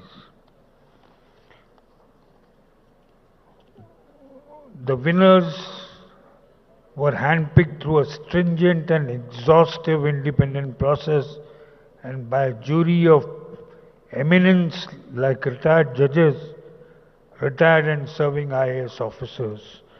These names define innovation and excellence in their truest sense and carve an inspiring path for the youth and industry partners. The recognition aims to identify and encourage the industry game changers. Now, friends, I would make it short, quoting from an anecdote from our scriptures. Yudhishthira said, good and evil come from destiny and cannot be avoided. If we must play again, we must, that is all. A challenge to dice cannot in honor be refused. I must accept it. Truly, as Sri Vyasa said, there never was and never can be an antelope of gold. Yet Rama went in vain pursuit of seemed one.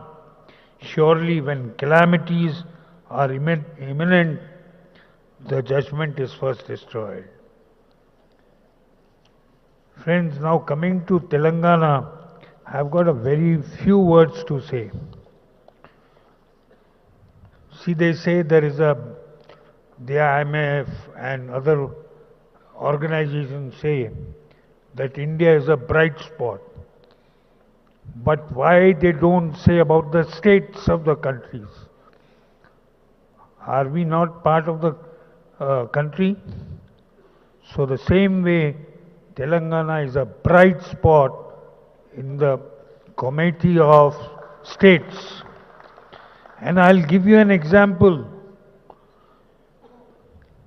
The per capita income of Telangana is 3.17 lakh, which is much higher than the country's per capita income, which is 1.46 lakhs. It means the people of Telangana are prospering, they're happy, their per capita income is high. This is one of the metrics. I can quote hundreds of figures. Companies like Amazon, NPCI, Microsoft are coming to Telangana. We are the leading in software exports, pharmaceuticals, and infrastructure. Now, since all the people are from Telangana, I would ask only one question. This is a quiz question. Huh? Let me see the intelligence and knowledge of people of Telangana. Name the company who invented the first private rocket and the name of the rocket.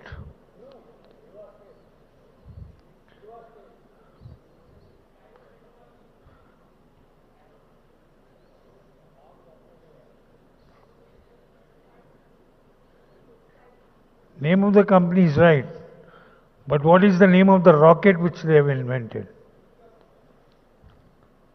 Somebody said something. No, the name is Param. So, thank you everyone for coming here and making this a grand success. Thank you.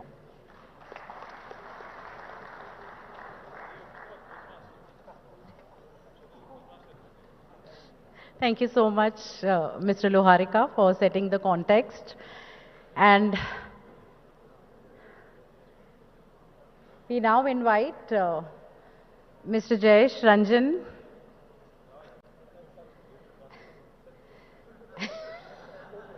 Mr. Jayesh Ranjan, IS Principal Secretary, Industries and Commerce, IT, Electronics and Communication Department, Government of Telangana, for the special address. Honorable Minister Shri K.T. Ramarao Garu, Mr. Anil Agarwal, Shri Arun Loharka ji, Mr. Agarwal, Mr. Jaydev, Anil Chalamasetti Garu, Veena Garu, Khyati Garu, all the members of FTCCI, all the invitees, and most importantly, people who are getting recognized today, people who are receiving this Excellence Awards. Warm greetings to all of you.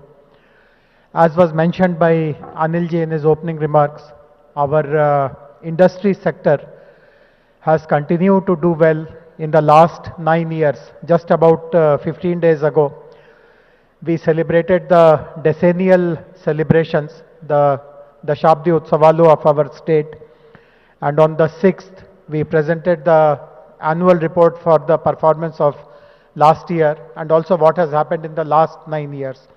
And the numbers speak for themselves. In fact, for a new state to achieve so much in the industrial sector across different verticals is really remarkable. I feel very proud that I have been a part of this and the IT sector right from day one of the new state. But the real credit goes to all of you. I mean, as a government, we only have this much of role. We can create a good policy. We can ensure that the policy is implemented well. But more than that, it is entrepreneurs like you who repose faith in our state, who believe in us, who put your investment, who put your money, who create jobs, who contribute to the growth of our economy.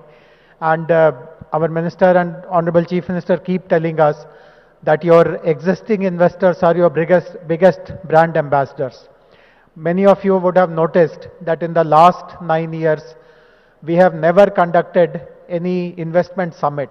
The way it happens, like magnificent Uttar Pradesh and glorious Tamil Nadu, these kind of events have never been conducted in Telangana.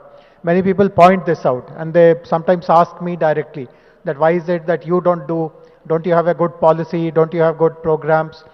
But I tell them that we have much better policy than everyone else, but our approach is very different. Our approach is, of course, some of you would be aware, we have an Invest Telangana cell. Our focus is on direct targeting of potential investors, both domestic and overseas. But more than anything else, we believe that our reputation should speak for ourselves. And as our Honorable Chief Minister, our Minister keeps telling us, the existing investors of your state are your biggest brand ambassadors. If you look after them well, if you treat them with respect, if you are receptive to their ideas, if you try to resolve their issues, then nothing can be more reputation building as compared to all that. And no amount of investment summits and roadshows can make up for this kind of an approach. So I feel very happy when people appreciate the fact that we are extremely accessible, we are 24/7, we are responsive, and there is a natural urge in all of us to resolve issues rather than keep dragging issues for very long. So I'm very happy that associations like the FTCII support us, partner with us, and help us in achieving higher and higher growth.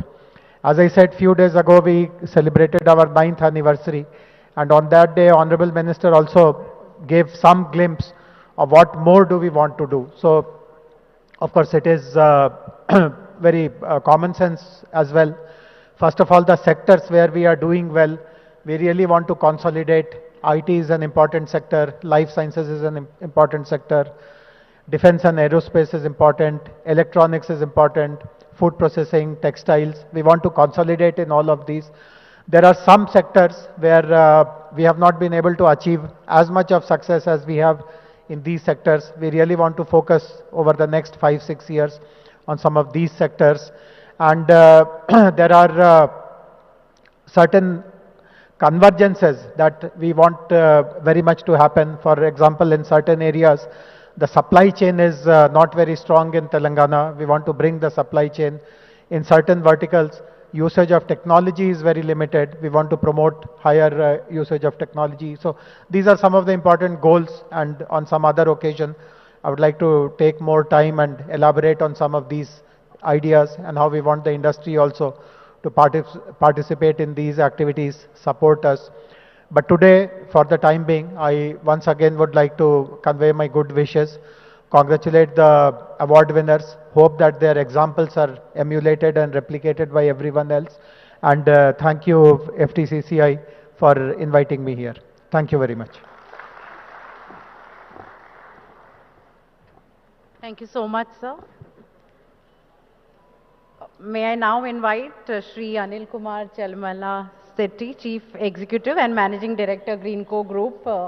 It has been mandated by the Honorable Minister, so 2 minutes over to you, sir. Hi, good evening all. Thanks for the members for FTCCI to having me here. And good evening all the honorable distinguished guests on this dais over here. I really congratulate the whole association and the way it's been established from more than 100 years and been. Thank you. Getting so much of engagement of the industry, trade and commerce, and working closely with the government and the. We all been witnessing in the last 9 years how the government was tremendously supporting the industry over here, and we have all been proud and happier to see how we flourished as the Hyderabad/Telangana, the growth over here. And I wish and congratulate all the awardees who have been won the awards today. Thank you very much.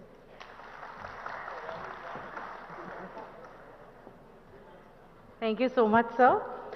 Ladies and gentlemen, please put your hands together for Shri K.T. Ramarao, Honorable Minister for Industries, Municipal Administration and Urban Development, IT, Electronics and Communication, Government of Telangana for the special address. Good evening. Thank you. I'd like to firstly acknowledge the fact that we showed up late, but you all stayed. Thank you for that. Honorable President of FTCCI, Shri Anil Agarwal ji, Jayesh Ranjan ji, my Principal Secretary, Mr. Anil Chalamala Shetty, the guest of honor today. Also, we have Shri Arun ji, we also have Suresh ji, we have Sudhakar ji, from Sudhakar Pipes, and Khyati, and to the entire family of FTCCI. Thank you for inviting me the third time, because there was a time when I was accused of not showing up for FTCCI events. But I think now that smear is gone. Now that I've done the hat trick, मैं 3 बार आ गया, तो अभी तो आप नहीं बोल सकते हो कि मैं नहीं आया. और मैं ये भी कहना चाहता हूं कि तेलंगाना बनने के बाद तीसरी इलेक्शन भी आगे आने वाली है. तो जैसे मैंने हैट ट्रिक किया आपके साथ, आप भी मेरे साथ हैट ट्रिक करो और मुझे वापस लाओ. ये भी आपसे कहना चाहता हूं. And going by the applause, I'm thinking we'll come back. Just quickly, Mr. Agarwal spoke about how the state has grown by leaps and bounds. Arunji also was pointing out to how this is a bright spot for the industry across the nation. Blowing one's own trumpet all the time is not a very cool thing, but it's my fiduciary responsibility also to make sure that all of you understand the kind of growth that we have witnessed over the last 9 years, especially as we enter the 10th year after the formation of the state. Let me quickly highlight a few things. Of course, governance is a permanent institution. Government is a permanent institution. The leaders who head the government might change, but it's a continuous process. Lots of times what happens is, especially from a business perspective, policy continuity is extremely important. There is one government during whose tenure you would have set up an industry, and you would expect that whatever promises were made by that particular government will be kept by the succeeding government as well, irrespective of political affiliations, irrespective of their overall strategies and overall worldviews. In Telangana, if you've noticed, over the last 9 years, you've seen a very unique model. I was mentioning it yesterday in a builders meeting.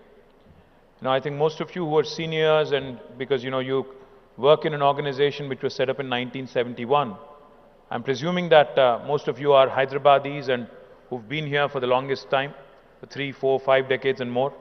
So let me give you 2 examples that you can relate to. Back in early 2000s and late 90s, we had a Chief Minister, Sri Chandrababu Naidu Garu, who had a very pro-business, pro-IT image. He was considered very business savvy, he was considered very business friendly, etc. And then in 2004, we had another Chief Minister, Dr. Y.S. Rajshekar Reddy Garu, who came in, who had a very pro-farmer, pro-welfare, pro-rural kind of an image. So we had a Chief Minister who was pro-business, pro-urban, pro-business, and then we had a Chief Minister who was pro-farmer, pro-rural, pro-poor. But today, if you look at Telangana, what makes this unique is KCR Garu has an image of both. In fact, it's a blend of best in both. We have a pro-rural, pro-agriculture, pro-welfare image. We also have a pro-business, pro-urban, pro-development image. Now, let me substantiate and let me back that up by a few statistics. As was pointed out, the gross state domestic product of the state in 2014 was 5,05,000 crore. Now it's 13.27 lakh crore. It's a huge, humongous growth, highest for any state in the country. The per capita was 1,12,000 in 2014. Now it's 3,17,000, highest for any state in India today. For the 28 states in India. Let me also point out, the key sectors where we had to consolidate our strengths, where we had to ensure that all the synergies that are possible, in terms of, because, there is an existing ecosystem, so you'd want to build on, brick by brick that was built with a great deal of love and affection, great deal of effort in the past, had to be consolidated. So if you look at it, life sciences is a sector where we certainly added a lot of vigor, a lot of strength, and today we are a formidable force, not just in India, but also in the world. We produce 40% of India's pharmaceuticals from Telangana. We also produce 1/3 of world vaccines. And next year, in fact, we'll be producing 1/2, 50% of global vaccines. Let me also share with you, we have the world's largest number of US FDA approved manufacturing facilities for any province in the world. The largest number is in Telangana, 214. The second largest is in New Jersey with 189. So we have the largest number of such world-class manufacturing facilities right here. Not only do we have these, we are further consolidating on our life sciences strengths.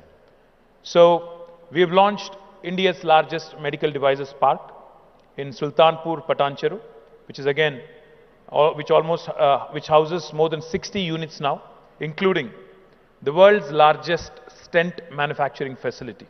Also now, we're in the process, the last leg rather, of launching the world's largest pharma cluster in Mucherla, which is about 30 kilometers south of Shamshabad Airport.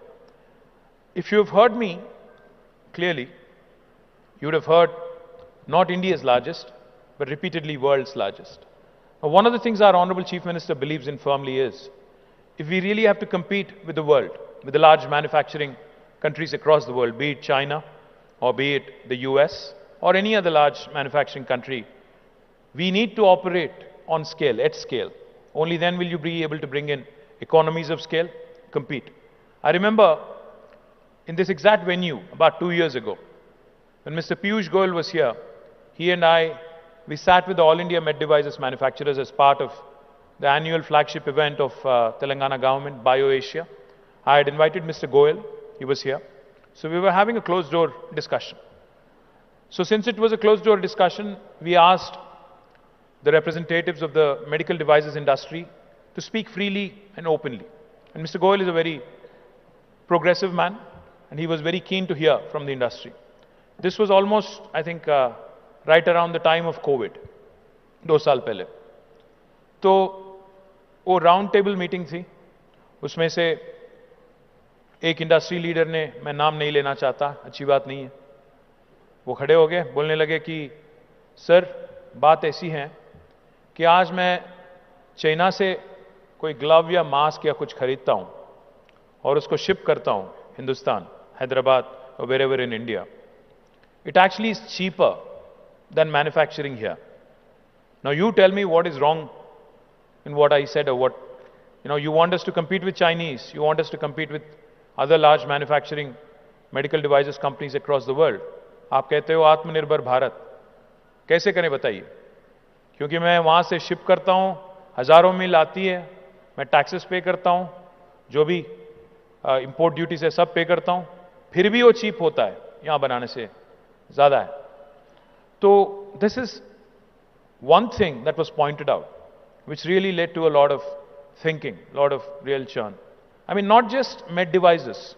Today, India imports 78% of medical devices, 80% of edible oils, and the list goes on. The list goes on. There are several things for which we are heavily dependent. Even the pharmaceutical industry that I just talked about. Heavy dependence on importing APIs from China. So my point is, if we really have to make a statement and make an impact on the world stage, I think we have to think at scale. Our Honorable Chief Minister led a delegation to China in 2015 as part of the World Economic Forum summer event. He went to a place called Shichou. I think if I'm pronouncing it right, it's Shichou. He was amazed to see a 70,000 acre industrial park. 70,000 acres. When he came back, he told us, he said, they are on a different planet. वो अलग दुनिया में है, अलग planet में है. अगर हमारी मुकाबला उनके साथ करना है, तो हमें कुछ और ही करना पड़ेगा, ये नहीं चलेगा. ये जो हम लोग कर रहे हैं दिन दिन, ये नहीं चलेगा, कुछ और ही करना पड़ेगा. The point I'm trying to make, gentlemen and ladies, is I think federations are good, sense of competition among Indian states is good, but the fact is, even after 75 years of independence, I mean, I can take relative comfort. जब अनिल जी कहते हैं, अरुण जी कहते हैं कि Telangana bright spot है, मुझे खुशी होती है, खुशी महसूस होती है क्योंकि अच्छा लगता है सुनने को कि हम बाकी राज्यों से बेहतर है, बट एक हिंदुस्तानी होने के नाते you also feel bad.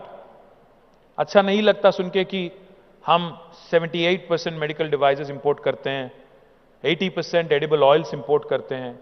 As a Indian citizen, as an Indian, you don't feel good about it. So my humble request to you is, I think Telangana should not just be a bright spot among all Indian states. हमें बाकी हिंदुस्तान को भी रास्ता दिखाना चाहिए और बताना चाहिए कि business on a global scale impactful statement कैसे करना चाहिए। And I request FTCCI to start thinking big, to start dreaming big, to start really aspiring to do more things. I understand that there are impediments. I understand that there are always going to be challenges. और काफी बार मुझे ये भी सुनने को मिला कि हाँ ठीक है, पर अगर हम return on investment is good, अगर पैसा बना रहे हैं, सब चल रहा है ठीक ठाक, तो ज्यादा सोचने की क्या बात है, जो चल रहा है चलने दो। और हिंदुस्तान में एक आदत हमारी है जो सब चलता है attitude. I think at some point of time, if India really has to take its place under the sun in the first world where it rightfully belongs, we all have to start thinking big, we all have to start dreaming big. And I can give you 2-3 examples. There's a company in Hyderabad, Azad Engineering, I think it is called. I'm proud, they started right in front of our eyes. But today, they are working with global majors like Boeing, GE, and others. I was so impressed learning about this company and what the kind of partnerships they've been forging.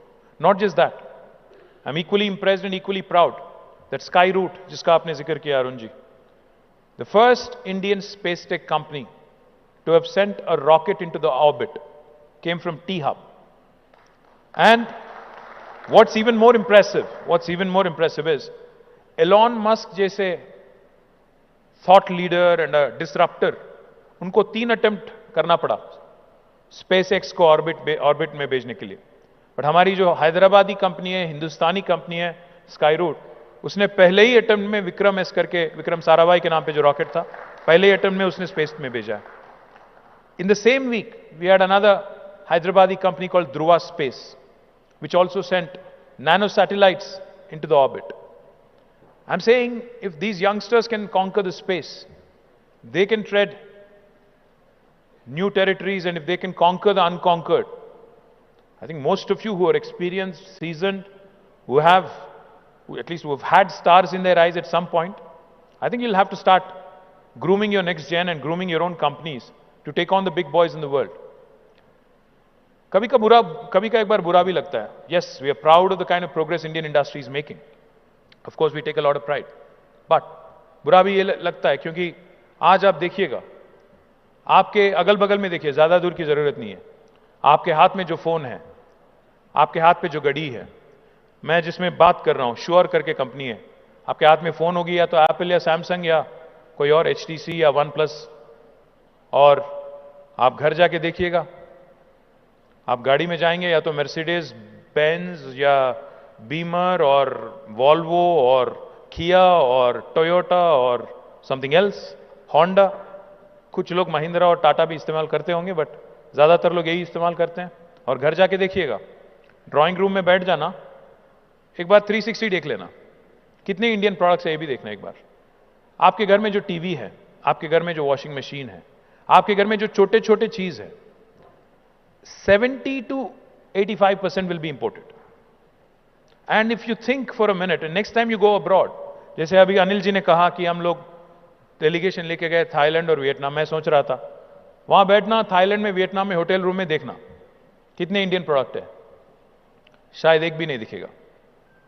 मैं बात ये कहना चाहता हूं कि हां, हम लोग तरक्की कर रहे हैं, हम लोग प्रोग्रेस हो रहे हैं, but this is because of the demographic dividend that we are reaping. This is by default. We are not doing anything extraordinary. We are not doing anything extraordinarily innovative. Unfortunately, that spark जो था, लगना था. मैं आपको एक example देता हूं. मैं गया था जापान, एक 4-5 साल पहले. मैं, जयेश, हमारी पूरी टीम गई थी. मुझे वहां 2 चीज अच्छे लगे. एक तो पहले दिन हम लोग देख रहे थे, क्योंकि मैं म्युनिसिपल मिनिस्टर भी हूं, तो मैं देख रहा था सारा जगह साफ है, एकदम साफ सुथरा, क्लीन. टोक्यो में हम लोग इधर उधर जा रहे हैं, एक मीटिंग से दूसरा मीटिंग, कहीं भी कोई कचरा नहीं, कुछ नहीं. तो मेरे साथ एक जापानीज साथी था, वो इंडियन एम्बेसी का, उससे पूछा मैंने कि भाई क्या करते क्या हो तुम लोग, कैसे इतना साफ है? वो हंस दिया, कुछ नहीं बोला। मैं बोला एक आंख की रीत है। तो अगले दिन फिर से पकड़ लिया मैंने उसको। I said how do you keep it clean, how do you keep your city clean? He smiled again, didn't answer. Last day I said I have to hold this fellow, really get an answer out of him. क्या ये लोग क्या 2, 3, 4, 5 बार clean कर रहे हैं क्या city को, क्या कर रहे हैं? तो आई said how do you keep your city clean? He smiled and he said, we don't dirty it in the first place. Common sense है। उसने कहा कि अगर कचरा फेंकना ही नहीं है तो उठाने की जरूरत है ही नहीं। Simple logic है। That was the first thing that was very impressive, the Japanese mindset. The second thing, we ended up at Suzuki factory in Hamamatsu. From Tokyo, we boarded a bullet train, we went to Hamamatsu.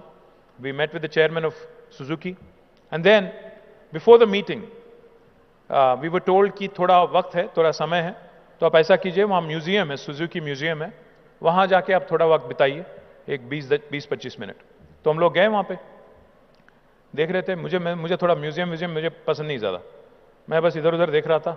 इतने में चिरंजीवी साहब का वहाँ पे एक photo दिख गया, तो मैंने एक सेल्फी ले लिया, हमारे चिरंजीवी मेगा स्टार जो है उनका।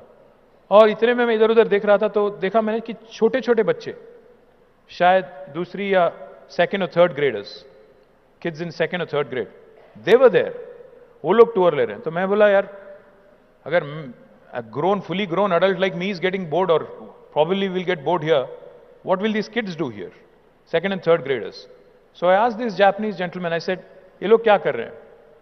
तो उन्होंने कहा just watch. So I was observing these kids, so interesting and so very engrossing also. They went to a kiosk, like the kiosk, how you have these, diet sodas and other, small knickknacks, right? So they went to a kiosk, और इस kiosk में option दिया गया बच्चों को कि कौन सी type की गाड़ी आपको चाहिए सुजुकी में, कौन सी कलर चाहिए, कौन सी मेक चाहिए, उसको कैसे आपको कस्टमाइज करना है. So they go through a series of steps, like 5 different steps, and when they hit the 6th button, वो kiosk में से उस बच्चे का नाम के साथ एक गाड़ी आता है बाहर. For example, my name is Ram. So मुझे एक Suzuki Vitara चाहिए, वो भी लाल वाला चाहिए. So I have to go through a series of steps, and then I type my name, click, and the गाड़ी comes out with a small miniature version. You get it. So I asked this gentleman, I said, what is the purpose of this? He said, most learning is incidental. Most of the learning is incidental. We make it like a joyous, playful experience, but we are inculcating design thinking from an early stage. बच्चे को हम ये उसके मन में बिठा रहे हैं कि आप भी गाड़ी बना सकते हो, जो जैसा आपको चाहिए वैसा बना सकते हो. ये कोई बड़ी बात नहीं है गाड़ी बनाना, ये बचपन से हम इंग्रेन करते हैं उसके दिमाग में. That is why Japan is one of the smartest manufacturing countries in the world. This was the message that kids were being given. And the third and the most important thing I'll tell you about Japan, which I truly admire as a country. हमारी independence मिली, हमें हिंदुस्तान को आज़ादी मिली 1947 में, आपको पता ही है. हम अभी 75 years हम लोग कंप्लीट कर चुके हैं. Right around the time of independence of India, Japan was the only country in World War II, around the same time, 2 साल इधर उधर, which was bombed. It was the only country in the planet that has been bombed by nuclear bombs. Hiroshima and Nagasaki, we all know. They lost millions of lives. Japan's a country whose population is 12 plus crores now. 90% of their terrain is inhospitable. वहाँ लोग नहीं रह सकते हैं, या तो पहाड़ है, या जंगल है, या समुंदर है. And it's a very, very, it's a country that has been affected by all kinds of natural forces. There are typhoons, there are cyclones, tsunamis, earthquakes, and then they were bombed. Very few natural resources, but today they're the 3rd largest economy in the world. Why do you suppose that is? Because the Japanese have decided that their fight is against the odds. उनके पास कुछ नहीं है, natural resources नहीं है, भगवान का मतलब दिया हुआ कुछ ज्यादा कुछ नहीं है उनके पास. एक ही चीज है, दिमाग है. उसको उन्होंने चलाया. And in the last 40 years, with relentless pursuit, today, look around wherever you are, you will see a Japanese product. You will see either a television or a car or something that has been made in Japan. Now, I think it is incumbent upon us to shed this conservative mindset कि हमें फिर से वो sales tax का क्या कह रहे थे सर आप, पर स्क्वायर फुट वाला टैक्स हटाओ। हाँ हटाएंगे, कोई बात नहीं, वो अलग बात है। बट मैं क्या कह रहा हूं, थोड़ा दूरंदेश की बात चले तो अच्छा है। I think we cannot be closeted, we cannot be confined to this thinking कि मुझे महाराष्ट्र के साथ compete करना है, मेरी business उस business के साथ, केरल के साथ करना है या तमिलनाडु के साथ या आंध्र के साथ करना है। No, I think please start thinking global. At least next gen को थोड़ा बाहर exposure दिलाइए। Exposure visits can't be about one meeting and then going around and tourism देख के इधर उधर 4 फोटो लेके वापस है, वैसे नहीं। I think you really have to take our next gen youngsters, the FTCCI young team, to actually visit some of these world-class companies and focus on making sure they come back inspired and do something truly outstanding. Because, the gentleman from SBI is here and he'll tell you, capital is not a constraint anymore. अगर आपके पास idea है, अगर आपके पास दिमाग है और आपकी product में दम है, कैपिटल तो आज कहीं से आ सकता है। एक शाइनिंग एग्जांपल है हमारे गोपी यहां पे, Anil चलमल Shetty. Let me tell you his story. He's a friend, so I know. Anil was also a software employee in London till 2010, I think. 9 or 10. His parents are doctors, so they actually gave him good education. But he's a first-gen entrepreneur. 2009-10 में उन्होंने अपनी company London में चालू किया, जिसका नाम उन्होंने green company, green को करके डाल दिया। आज Anil is one of the largest renewable energy producers in the world, not India. So even our guys can do it. And how did he raise his capital? He has institutional investors, GIC, the Singapore government company. He has Adia, he has a lot of others, institutional investors. So if he can do it, I'm sure there are many of us here who can also do it, who can also dream big. Likewise, let me also tell you, today, not only raising a capital, but also the governments across the country, be it the central government or the state government.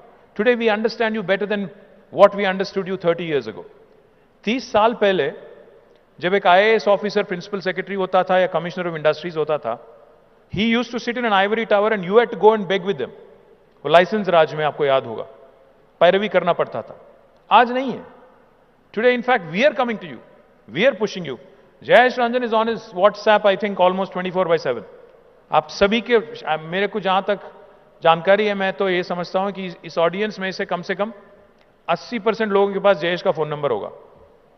He is that accessible. Governments are that accessible to you.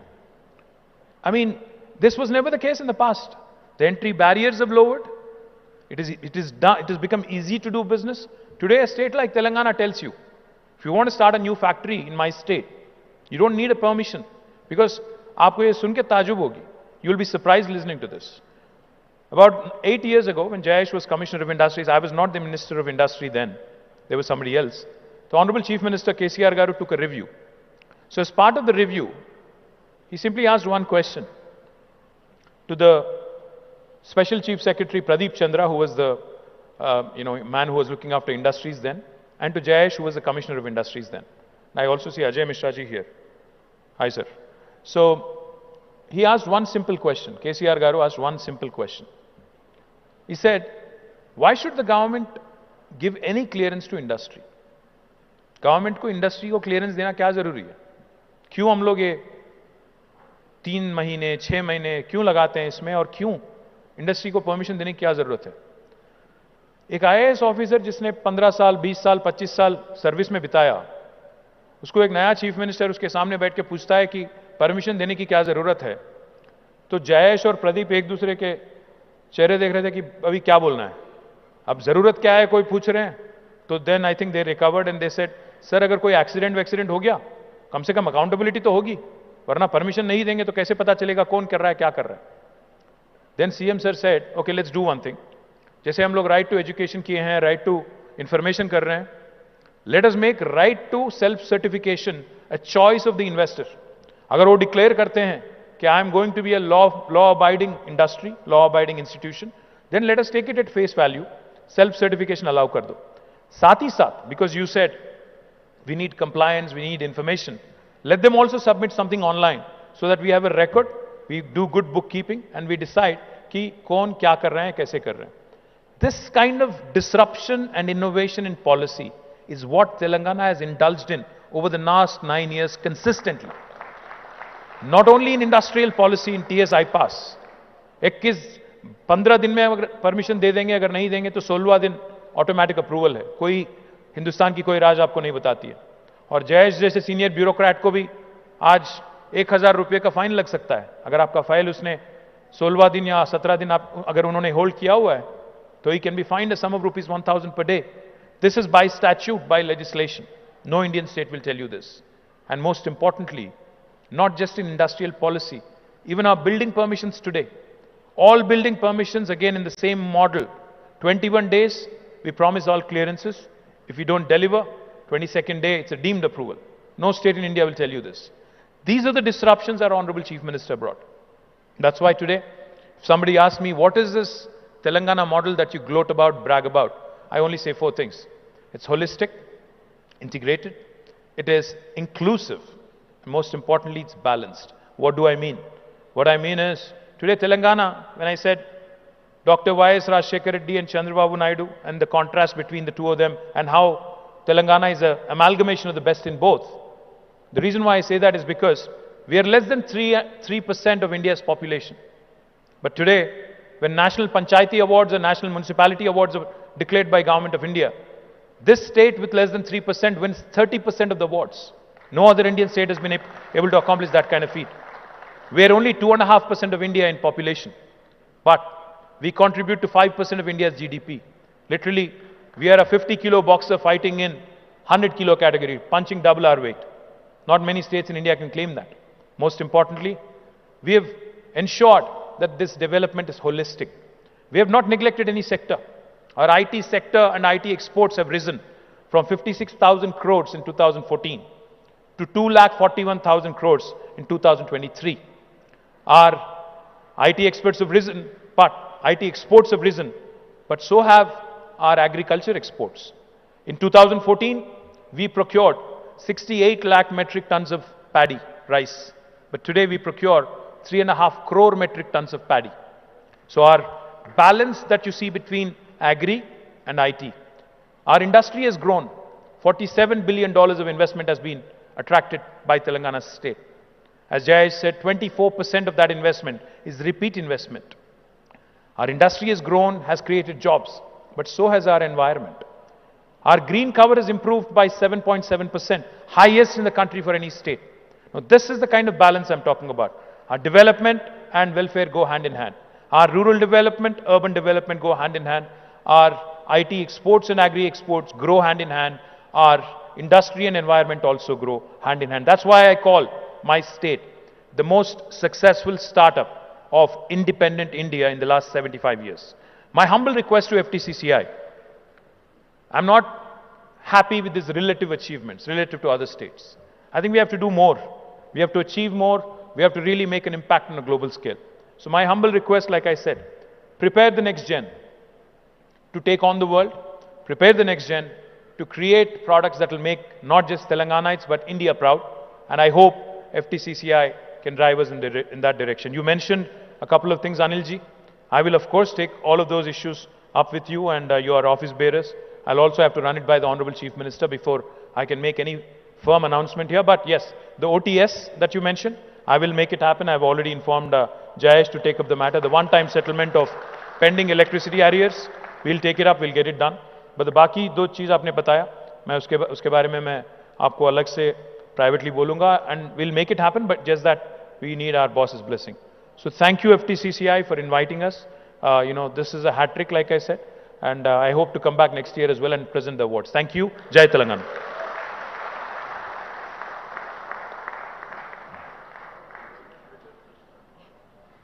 Can we have a bigger round of applause for the chief guest? Thank you so much, sir, for your ever encouraging words.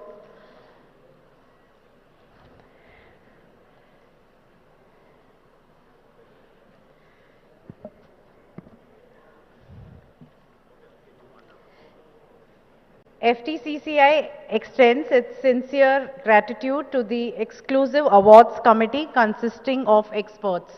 We especially thank our eminent and distinguished jury members for their expertise and unbiased selection of the awards every year. We would like to acknowledge the eminent jury members, and may I invite Shri Ajay Mishra, IS retired, who's present here with us today. Sir, please come up on the stage, and I request the chief guest and the dignitaries on the stage to please step forward so that we can commence the award ceremony.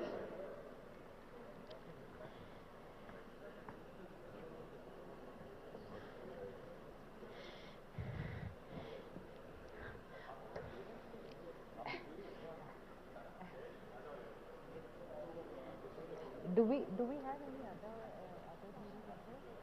Other jury members?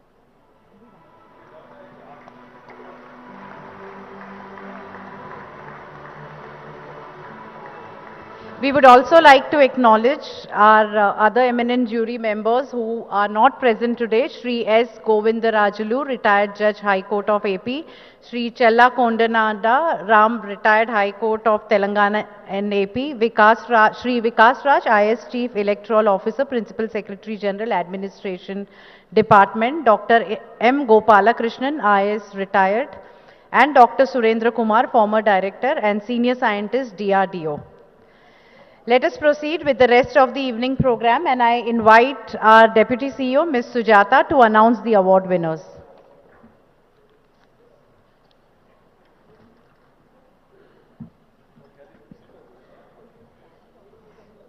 Thank you, Kathy.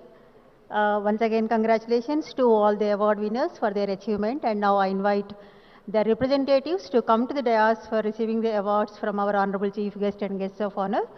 The copies of the citations are in your hands, hence I read only the names of the award and the award winners. First, I would like to call upon Excellence in Innovative Product Service in Healthcare with the Highest Impact, instituted by Shanta Biotech Private Limited, Hyderabad. This goes to Relicis Medical Devices Limited, Hyderabad. And I request Sri Naveen Rajpal, CEO and Director, to receive the award. To please come onto the stage, sir.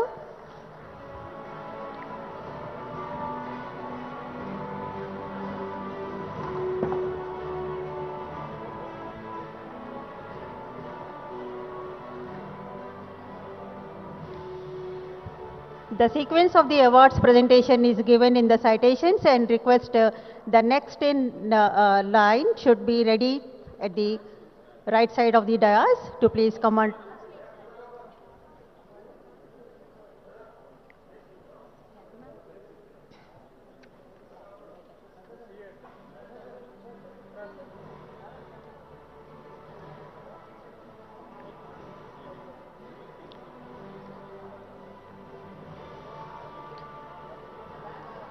The next award to Pandit Jawaharlal Nehru Award of Excellence in Industrial Productivity, instituted by FTCCI, goes to Vasanta Toolcrafts Private Limited, Hyderabad.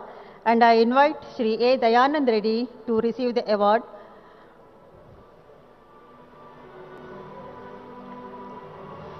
Sir, there is a special request from Mr. A. Dayanand Reddy. On this auspicious day of Guru Purnima, would like to receive this award along with his Guru and his mathematics lecturer, Sri GVL Narasimha Rao Garu, because of whom whatever he is today.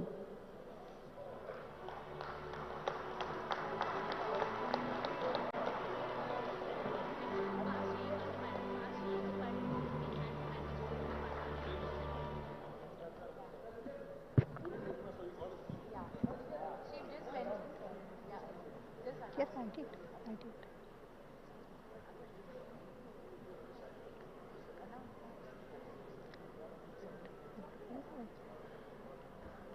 So, Shri A. Dayanand Reddy Garu, he is on the auspicious day of Guru Purnima. He is receiving this award along with his Guru and his mathematics lecturer, Sri GVL Narasimha Rao Garu.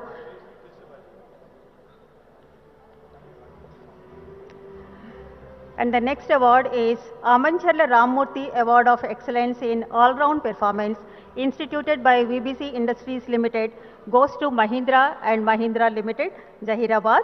And I invite Mr. Vetsa Sita Ramaya plant head to receive the award.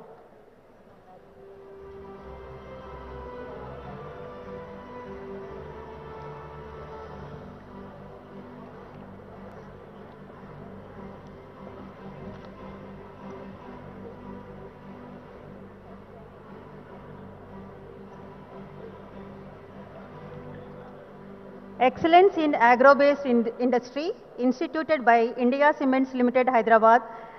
The award goes to Karani Spices, Warangal, and I invite Sri Devang Karani to receive the award.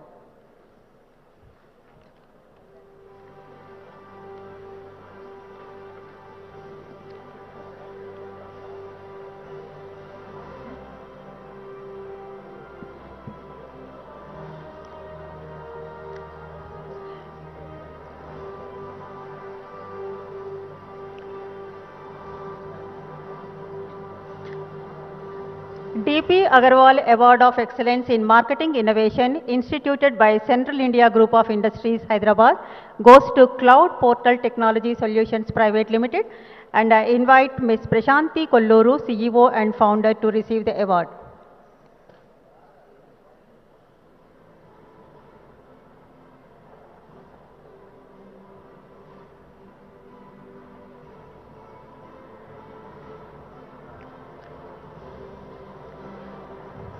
Big applause, please. We are here to appreciate the achievements of all the award winners.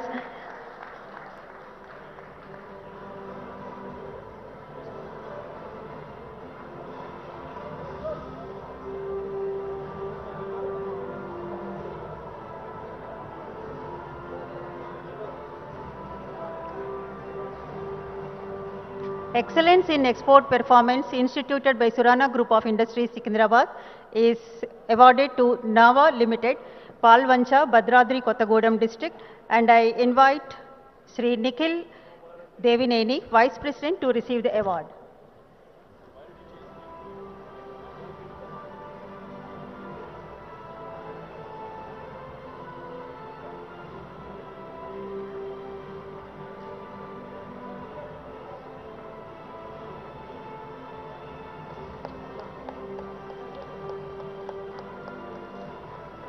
Raja Saheb of Itkal Award of Excellence in Export Performance under the category of Micro and Small Enterprises, instituted by Sri C.H. Venkateshwar Rao, past President FTCCI, goes to Hansa Products, Hyderabad. And I invite Sri Syed Farhan Hassan, Managing Director, to receive the award.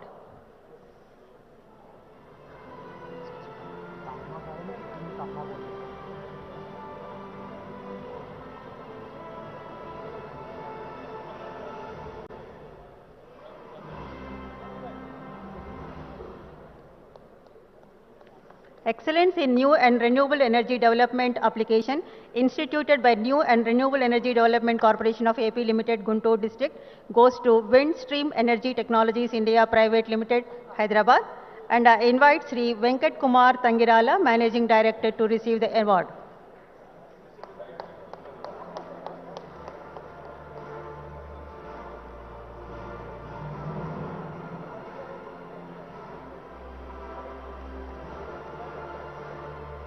Excellence in Employee Welfare Initiatives, instituted by Kesaram Cement, Basant Nagar, goes to NCL Industries Limited, Secunderabad.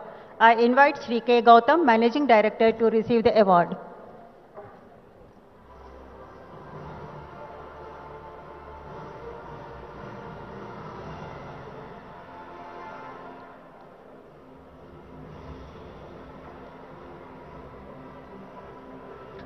Sri Ayadevara Venkata Radha Krishna Memorial Award of Excellence in Corporate Social Responsibility, instituted by Sri C.A. Srinivas Ayadevara, past President FTCCI, goes to My Home Industries Limited, Hyderabad. I invite Sri V.S. Narang, Director, to receive the award.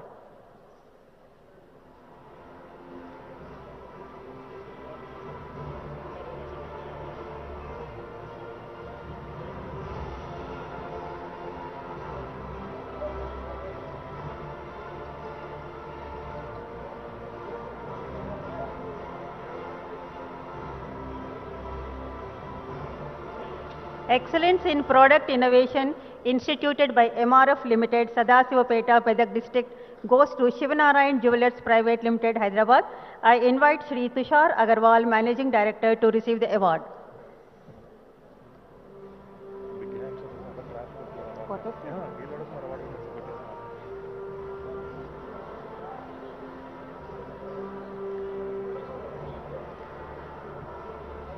Big round of applause, please.